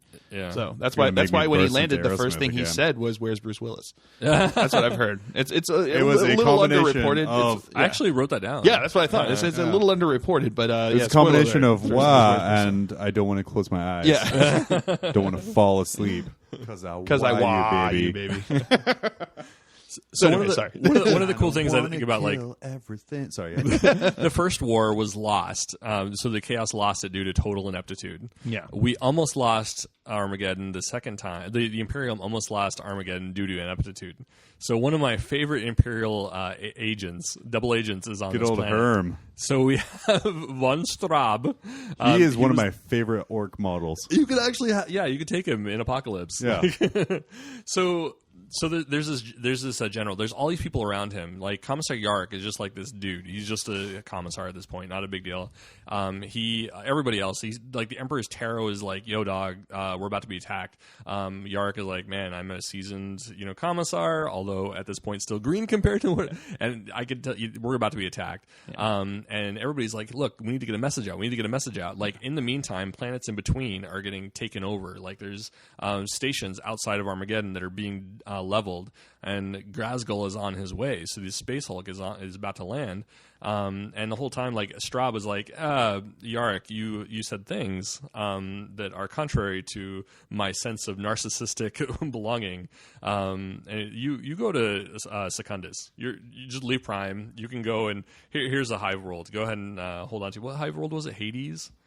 Hades Hive. Yeah, so it's like this who cares hive down south, and in the meantime, the orcs land, and so it's up to the PDF, underpowered PDF. And at this point, Yark was like, "Who has two hands and knew this was coming? This guy." But Yarrick kept holding off the orcs. Yeah, so after a while, we end up I think they initially attack Prime. And they just wipe the crap out of it. What is it? Well, that's kind of them. Straub is like, he's running back. And like, so there's 4 tribes that land. Only one of them is battling Prime. And the entire time, like, Yarrick and everybody else, like, wait a second. Why are there only, we know that there's 4, like the Emperor's Tarot has told us that there's 4 tribes, but there's only one. And like the whole time Straub is like, oh, no, it's okay. They're just held in reserve. It's okay. Now they were also attacking, but they didn't realize that, and so they were now coming down into Secundus after they forced the people up north to come down, and so you had this massive wad that just really pushed in through the jungle into Secundus, I believe, and this is where Yarrick ends up like battling orcs and defeating them. It was like one of the time. few bastions, the few hive cities that didn't get taken over by the orcs. And that pissed off Grasgul. Yeah. So he kept on sending more and more boys. Mm-hmm. And Yarrick kept on beating every single wave that was sent at him, regardless of what was sent. Like Gargant's gone. Yeah. Waves and waves of like disposable boys gone. Commandos that were climbing through like the air ducts and everything. Like Yarrick knew about it, and so he'd send commandos into the air ducts to set up booby traps and kill them that way. So he was a ninja, man. Yeah. I mean, it got to such a point that the Grasgul led the final assault. He was like, "Okay, I'm done. I'm done with you. I will murder you now. Let's go." And he leads the final assault. Oh, go. No, go ahead. The final assault. I'll follow up after that. Are you sure? Okay. So I just want to point out something that I forgot was that while this is going on, a warp storm covers Armageddon, which is an ongoing theme. Surprise! Yeah. Harlequins. There was no duct tape sealed portals. So there's the push into Hades. Straub is having a hard time. Like each time, people are like, dude, you need to ask for help. You need to do this. You need to do that. And like he refuses to accept outside help. Like he's very Machiavellian, but still kind of an idiot. Even Machiavellians have some sort of higher intelligence. So eventually, I think they're holding down for a bit, and gosh, one of the cool battles, I can't remember which hive this was, but I think they were talking about like how they had sent in, and maybe it was it Hell's Reach? I think it was Hell's Reach. Later on, this would become like a big thing in the Third War, but Hell's Reach, it was a hive, but then the Orc boys sent in a bunch of weird boys, and they basically did like a big mind bomb and killed everybody inside of it. Boom. Boom. Kind of like what happened in Ullanor, but reverse. This is our hive mind now. boom. Mind boom. So Ghazghkull, he can't take it. Take Hades. In the meantime, Dante shows up with the Blood Angels, Salamanders, Ultramarines, and what was it? I think up north in Prime, the Inquisitors and the squats end up taking basically like a whole crap load of backup shows up. Yeah, the Imperium. I think what you mean is short Ultramarines. Oh, there's no such thing as squats. Abgard. So a whole like crap load of backup comes up. Essentially, it's like, hey, Straub, why didn't you call us like 6 months ago? We could have dealt with this.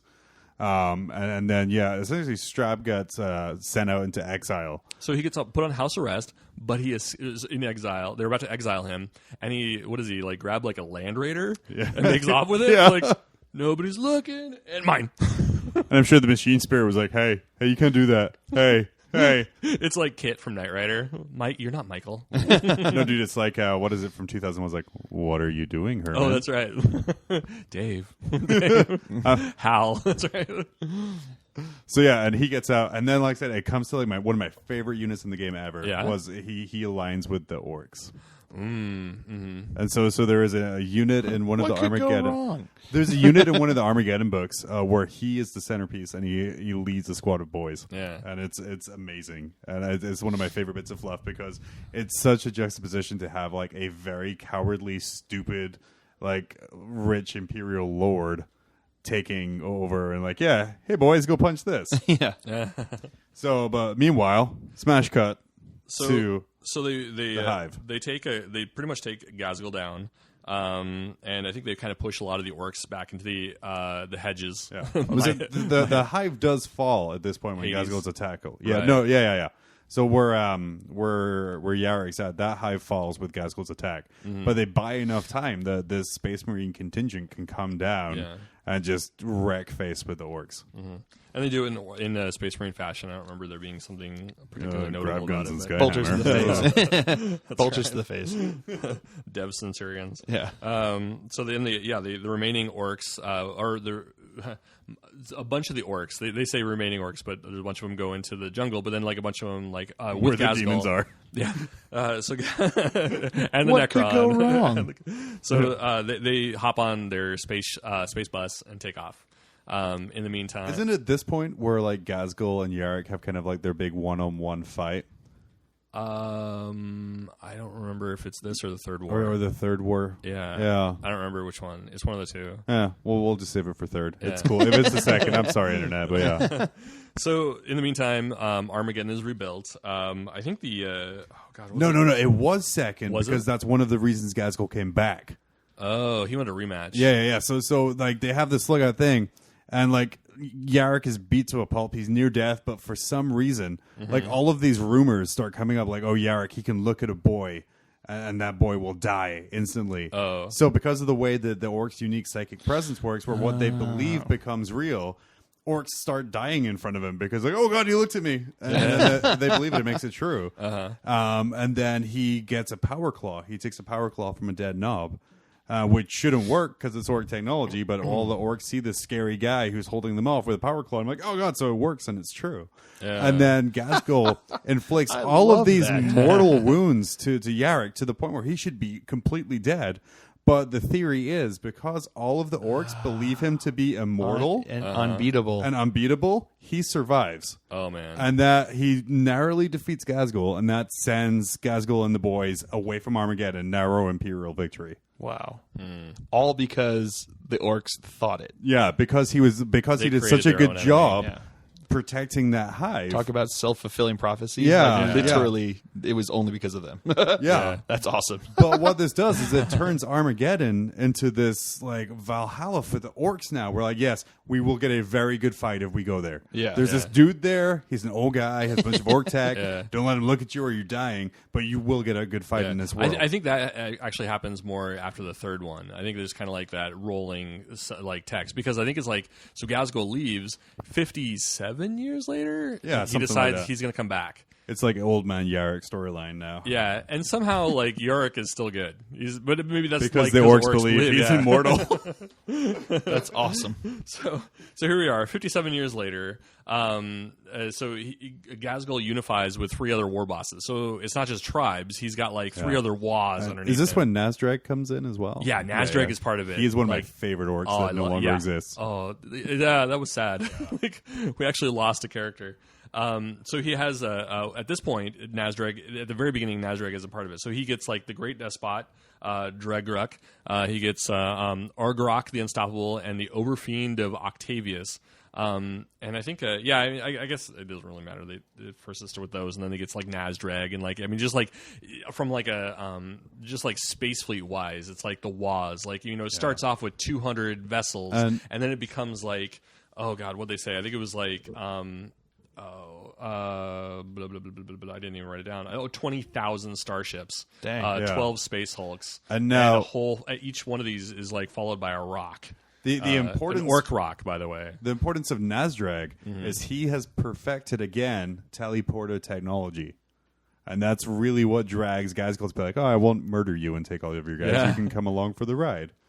But yeah, like, and I think at the time he's the only orc that had Ballista Skill 4. Yes, yeah, he was, and he came awesome. in mega armor. He was a bad. He had like a plasma cannon hand. Yeah, it was. Yeah, he had a plasma. Awesome. Oh yeah, please bring him back. Yeah, because I made the model. I mean, they had like the weedy version of him in 2nd edition, but like I made him in like 3rd. Like, oh, I can't use him anymore. Then the rules went away. Yeah. Yeah.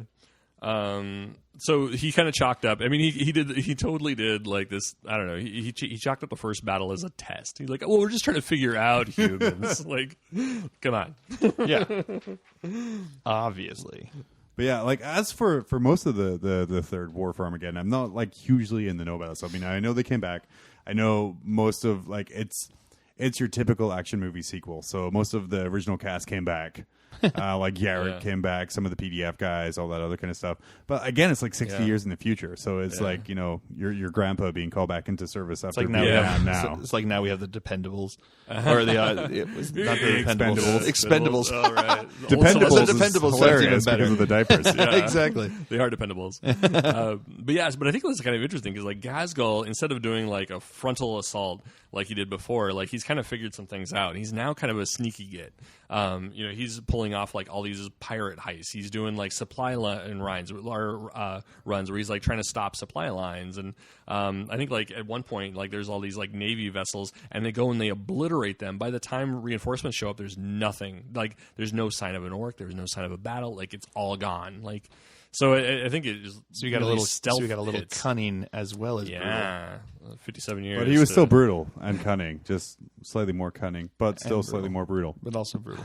So he starts taking over all these planets. He picks up the teleporters. So now he's teleporting again to different planets. And can you just imagine like the surprise? Here's 1,000 orcs teleporting onto your planet. Right, as you got your volleyball game, and they all burst out of a cake.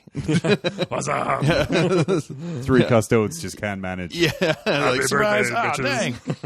Jeff was supposed to be in that cake. No, Jeff.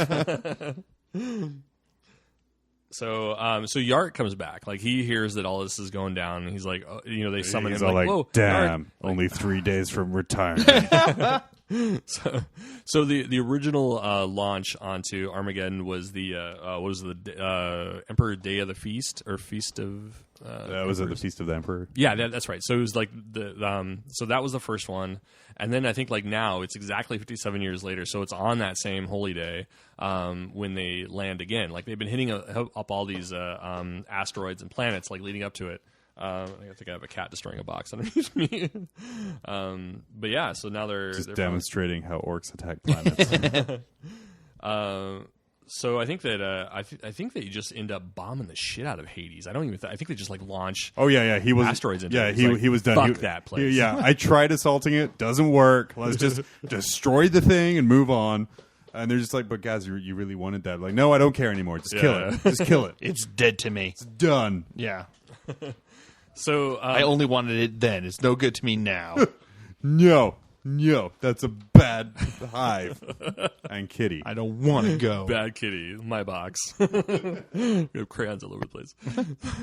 So in the orcs kind of they figured out a lot of they have like all these really interesting technologies, like because they have Orchimedes, who was I think Best underneath name for a character ever, by the way. So he was. Do you remember him from like the campaigns? Yeah. I didn't remember him, but then I'm like, no. Nazdrag was the boss with Orchimedes under him. Yeah.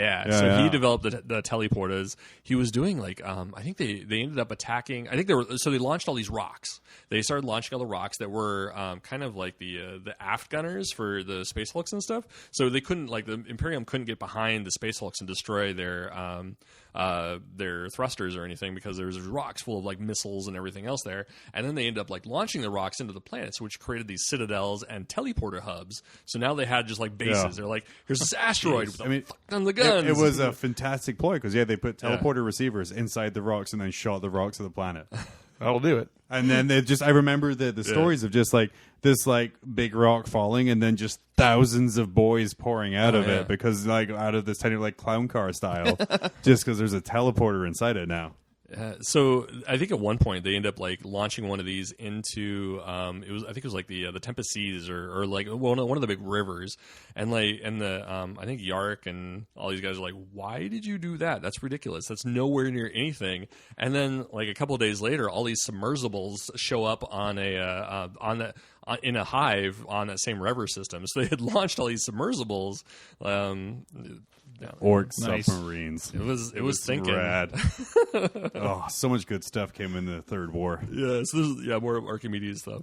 So I think like this is where Straub shows up again. Yeah, with his boys. So now Straub is a thing, and I think just as they're doing this assault, like there's was a hive Acheron or something like that ends up just like gone, like it just fell, and like everybody's looking around like, what the hell just happened? I don't understand this.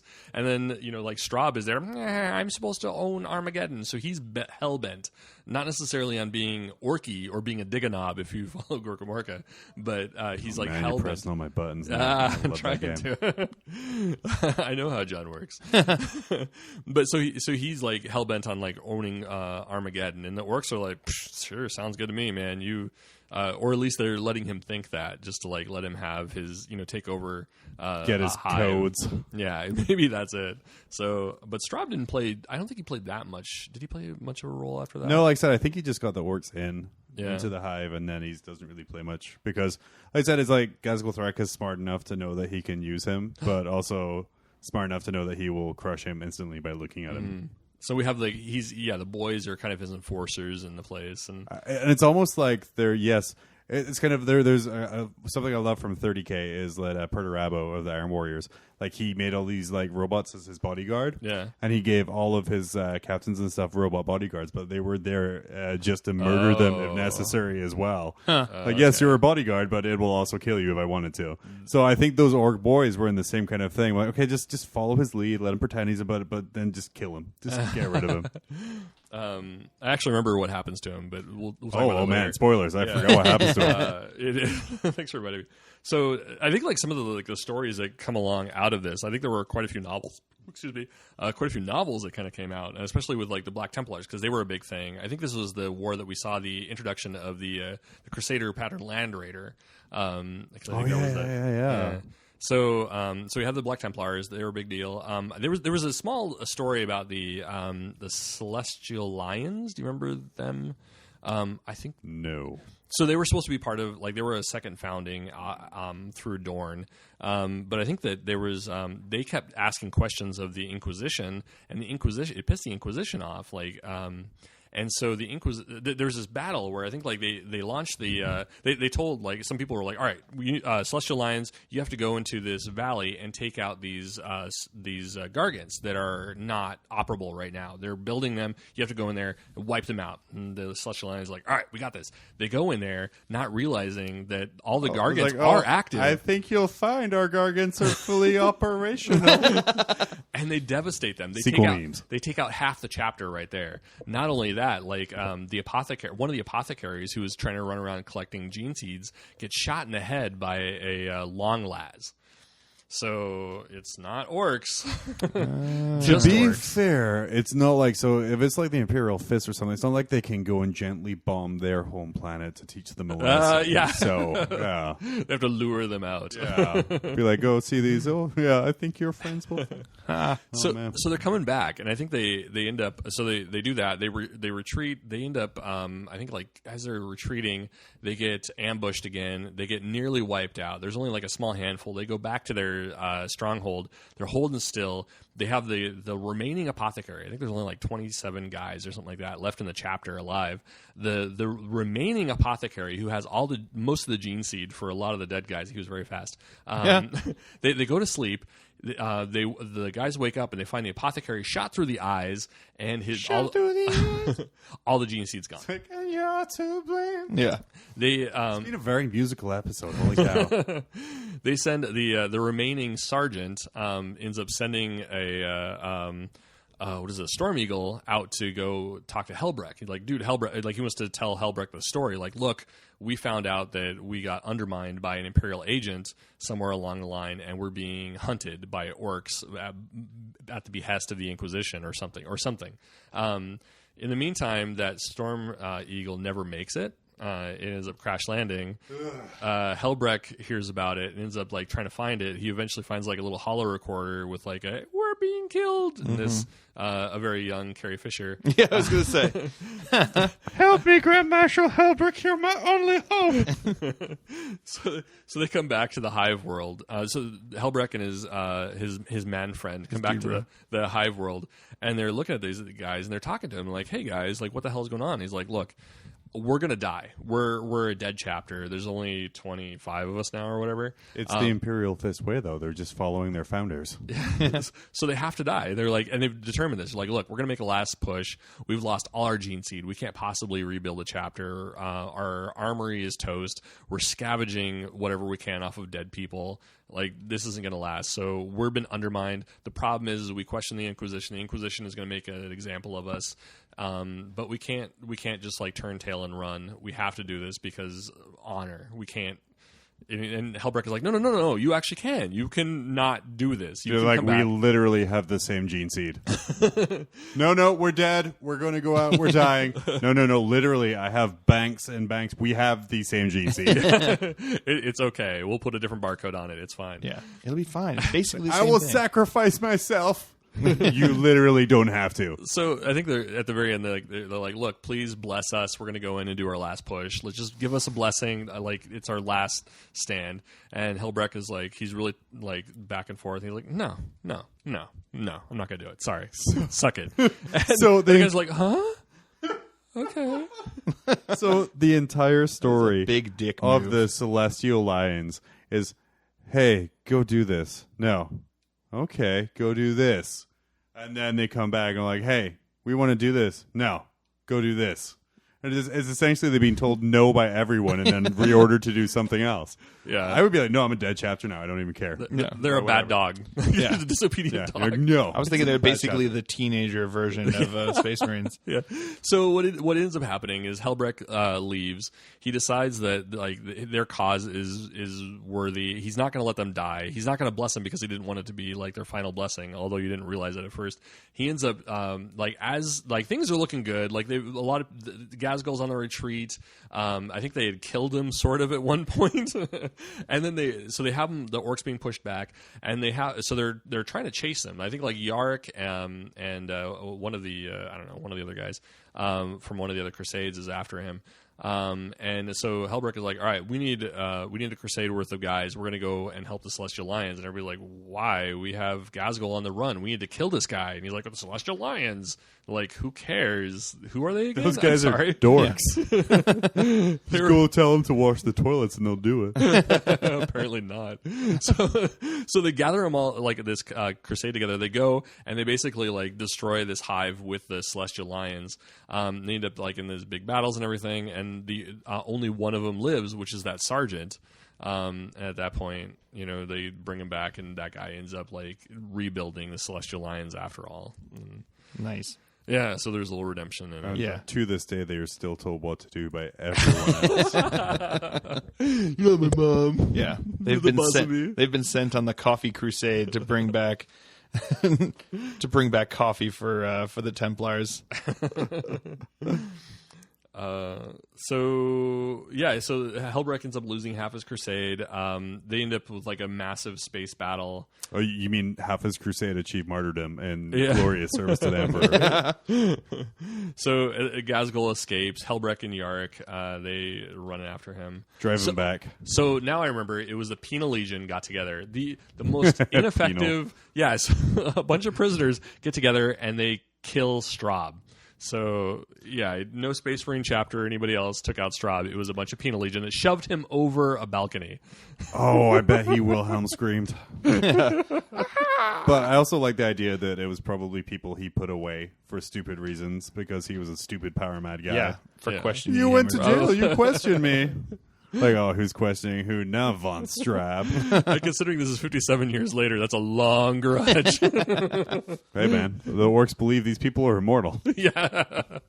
So they not only believe that Yarrick was immortal, so that's why he's immortal. They also believe that Straub was immortal. Yep. And they also believe that, like, random-ass prisoner 542A7. Well, he was the most important one. Yeah. That poor bastard. He couldn't even die. He was a crime of stealing bread when he was hungry. That touched the orcs with his narrative. But yeah, now Armageddon has a huge draw to orcs in general because it's secretly Ullanor. Right. But also just from all the battles. So and because like the biggest Waz have went there. And it's survived every time, and it's like, oh, and you know, orcs never win. They either die or they run away or they go so they can fight again another day. So they're going to keep on coming. And so Armageddon at this point has its strongholds of orcs. There's the strongholds of orcs. There's a bunch of chaos dudes for whatever reason hanging out in the shrubs, like doing It's for reasons. Oh, sorry. Yeah, it's an art installation, actually. It's part of a 15,000-year installation. You wouldn't understand. On the futility of man. So there's orc bases that launch like all these flotillas. What do they call like mega tanka something? Giga tanks. I don't know. So there's Giga tank sounds like a made up word for a really bad hacker movie. Might have made it up. I can't beat him. He's got too many Giga tanks in his computer. It's triple your RAM. He's controlling all of the internets. It's like that movie Hackers. Yeah, like every time they hack anything, like it turns into like this swirly pattern. So aside, my favorite thing, and I love Hackers because it's such a terrible movie. So bad. But there's one point where, and me and my friends when I was younger in Scotland used to joke about it. Was they'd be like, oh my god, his computer's too good. Like, just triple your RAM, and then they do like a few keyboard types. I'm like, okay. I'm like, that's not how RAM works. That's not how any of this literally works. can't do that. Yeah, that's my favorite line from Hackers. I think it just kills it. Like anytime they do that in a movie where they just like get something horribly wrong that you know about. Like, Yeah. Oh, I can't. No, I got to. Dude, I was like 17 at the time. I barely knew about computers, and I knew you can increase RAM by typing. If only you could. If only you could. It seems like the Star Wars or Star Trek writers wrote that. We're going as fast as we can. We'll increase power to that. Tick, tick, Oh tick, god, tick. I forgot. There's this really great Rick and Morty line where it's like, "That's stupid." I was like, "Stupid Morty, you can't just make something like sound sciencey by like saying a science board and adding something else to it." It's like, "Now pass me the Ultra Blender." I forget the line, man. I'm gonna be crucified in that one. Watch Rick and Morty; it's fantastic. Oh boy. Okay. But yeah, now with Shadow Wars Armageddon, war continues, and like you said, essentially everyone's there. War has drawn everyone in. Yeah. Inquisition's still there doing Inquisition things. Space Wolves are still there now.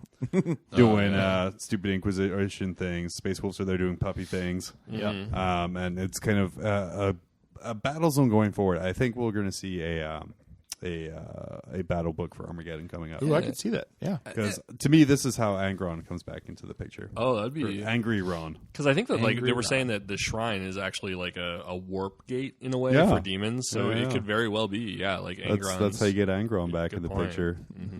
And I say because, and especially with the move to 8th, that beautiful galaxy map they released, by the way, that's stunning. You know what would be kind of interesting is actually maybe this could be how Vulcan returns. Like if they decide to do another. Oh, because Imperial didn't he prime arc. die on Ullanor? Spoilers. So two Spoilers. things, like A, he died on Ullanor, but B, the Salamanders actually had like a major presence in this battle, and there's 2 companies that ended up staying behind to rebuild Armageddon.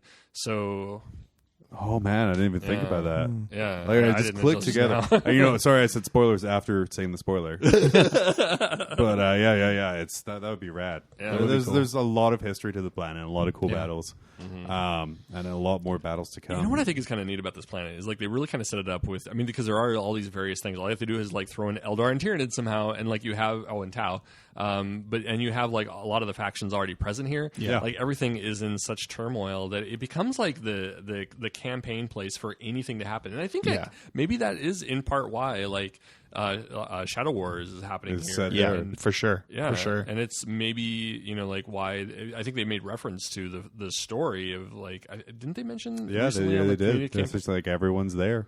Yeah. Yeah. Small Necron tombs. Gauze weapons are killer in Armageddon. And then I haven't yeah, played against all the factions. What's that? I haven't played against the Yeah, You reroll to wound. Oh, dirty with gauze hookers. weapons. Ugh, gross. Yeah, it's gross. Yeah, Armageddon's rad. Yeah. Cool planet, I'm gonna cool get story. A tattoo on my back, like a tramp Armageddon, stamp. a tattoo. Yeah. Armageddon, a tattoo. Actually, it would be ironic if you got it on your leg Yeah. instead of your arm. Just get it on your leg. Legageddon. Leg again. If that isn't someone's workout video, I don't know what is. But all right, I think we're good. Are you good talking about that? It was a lot of fun. Yeah, I'm gonna make up a mission for I learned something today. for a Yeah. Gene Stiller cult on a mining rock about to hit an Imperial world, and they have to send a That's right. Shadow War style kill team I out like to it. place a bomb. I like it. Yeah, That would be that's fun. good. I'll get that going. We'll make that happen. I'm gonna make that happen. We're gonna take a last fake break, and we'll be right back to wrap up. All right. Gynecomastia is a myth, and so is gout. Ever met somebody with gout? I thought so. Why do we know much about these? Because we are soy. It is our job to know about your body. What we do know is soy is a complete protein that can replace animal protein. It is a great dietary fiber and can reduce your LDL and triglycerides. We also know that if you develop man boobs, it is not our fault. It is your dad's. Soy milk. It's not as bad as they say. Wrapping it up. Wrapping it up. I'm holding the microphone sideways, so you know I'm serious. You're a rapper. Yeah. Yo. So It's a Twinkie rapper. so next episode's the big 5-0. Yeah, so maybe we should actually do our fourth quarter Beasterizes. Well, that's actually a pretty good idea, Ted. It actually works. I mean, it's not as That fancy actually as like a works. radio Yeah, play or yeah, something, yeah. but it's also a long something- time coming. Yeah. Oh, I better finish reading the book. Oh, wait. Shut the front door. I need to finish that too. But yeah. So what this means is that the next episode will probably be a month late. But also Although you read fast. yeah, I read super fast. And I I'm, don't know. I'm about a book and a half away. Yeah, you'll be fine. Yeah, I'll be fine. The short one's fine. Yeah. So yeah, we'll wrap that up, and then I think have some. I think most of it will be kind of talking about the series as a whole, because I mean it's a new way that they try to do something, Yeah. and it got some mixed reviews. I liked it. I liked it a lot. And I like the Yeah. whole thing, like going with an ongoing narrative like they did with that. They also, it's a little similar to. Well, no, I guess it's a bit different from the from the Gaunt's Ghost series, because the Gaunt's Ghost series are very standalone in and of themselves. Like it develops, and you have the story that goes along, and you have the characters develop. But they're standalone. Like you can pick up any of the Gaunt's Ghost books, and it's like a standalone story. Oh, this okay. one, like the Beast Arises, Yeah, really don't depends pick upon. up book 12. Yeah, do not pick up book 12 Oh. if you haven't read the first 11. Honestly, Yeah. all you All have to do is listen to this episode where Phil ruins it for you like a douche. One plot point. I'm sure there's many others. No, that's literally it. That's all of it. That's all. that was the entire build-up. We've all read these books. There's only one plot point. I think that you'll black find armor is the way to be. Book 12 is called The Beheading, and that doesn't talk to me about planets moving. I can't wait for you guys to read that. It's so cool. Shut up, I've been Phil. wanting to talk Shut about up. that so much. Shut up, Phil. We'll talk about it in 2 weeks. Shut your bearded mouth hole. Just saying, it's really great. You and your So beaver. yeah, get caught up. If you don't want to get Face caught beaver. Yeah. if you don't want to get caught up, then just listen to us. Go through our back catalog. They're labeled Beast Rises episodes. And they're all really good. They're all I like super that good. one. Fantastic. That one where we talked about the thing. Oh, that was the yeah. best one. Yeah, And that other thing on the other one? oh my Right. god, so That was the mind best. blowing. By the way, I have to say that I think like if you haven't listened to it yet, go back and listen to The Gates of Terra. I think like that was and it needs more radio play. So- Not the Gates of Terra, the Siege of Terra. Oh, the Great Siege of the Terror. Great Siege Oh, of Terra, yeah. Oh. Definitely needs more That's plugs. what I can. Yeah, no, Yeah. I mean, Go for Well, it. listen to my seasonal Christmas poem from 6 months ago. okay, so you might want to wait a few months. Yeah, let's hold off till Christmas. It'll be Well, fun. I think it's like stuff like that and like the Frozen Heresy. Like I think those two like work out really good together. It's a nice diptych. Yep. And I'm already bugging Peter about ideas for next year from NGC 40K. That's good. Yeah, got Excited. to siphon off of his fame. Yeah. Although we're doing it from our angle, so that means that people have already had to be listening to us. We're really not siphoning off any No, fame, we're but not we're still siphoning, siphoning off the fame if you accidentally We listen to have us. our core thousands, and then we'll leave it at that. I will say, like I said, I was listening to the Moana song. Oh yeah. What was it? The You're Welcome. Oh, you talking to Peter about that? Yeah, I was talking to Peter about Oh. that because that translates really easily to Robute Gilliman. And I literally, for the first verse, had to change 2 words. Oh. Yeah. Wow. Okay. There's a part where it's like, it's me, Hey, Maui, drink it in. It's like, it's me, Robute, drink it in. That'll be fun. I can't wait Yeah. to hear that. Yeah. That'll be good. Nice. I heard this is a really good movie. I haven't watched it. I haven't watched It's it either. Jackson loves super it. good. Yeah. It's amazing. Thanks, Yeah, Jackson. Yeah. By the way, that was Jackson. Yeah. It's very good movie. Cool. And it has no real bad guy, so it's even better. Nice. But anyway, All right. we'll be back next time to finally. I mean, storms have gathered, beasts have arisen, and it's time to put all that stuff to bed. Yeah. Because pretty soon I'm going to be boring everyone with 8th memes. Oh, follow me on Twitter at MobRulesJohn if you want to see a bunch that of guy. terrible memes on a Lots daily of basis. memes. Yeah. I've really gone overboard this past week. A little bit. Cereal. And I'm, to be Cereal. fair, I'm loving it. It's true. But so has the internet. Yeah, So yeah. So Keep thank on you. you with haven't So- learned a lesson. No. Somebody has to make the dank memes. It's true. These tank beans don't make yeah. themselves. Yeah, Well, you guys aren't dank, so one of us has to be.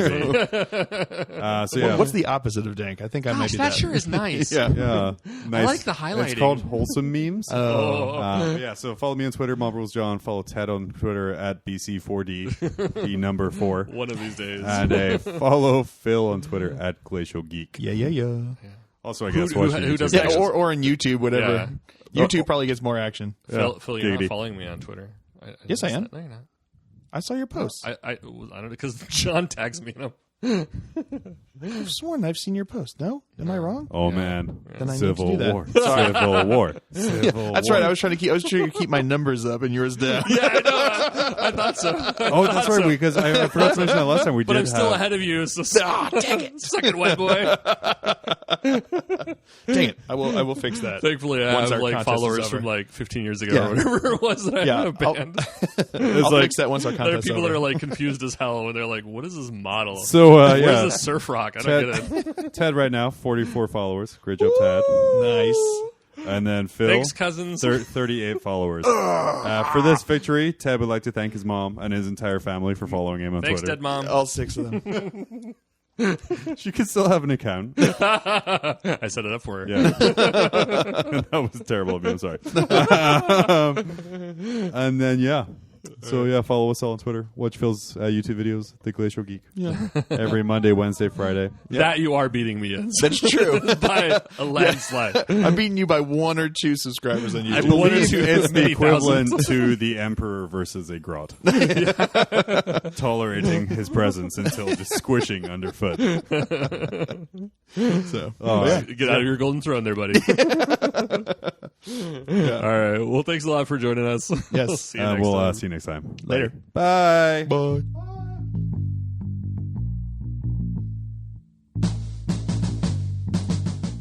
This episode of Mob Rules has been brought to you by Mob Rules Media.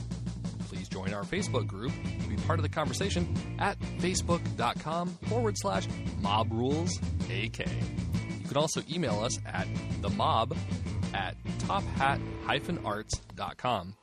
Thanks for checking us out, and we will see you in 2 weeks.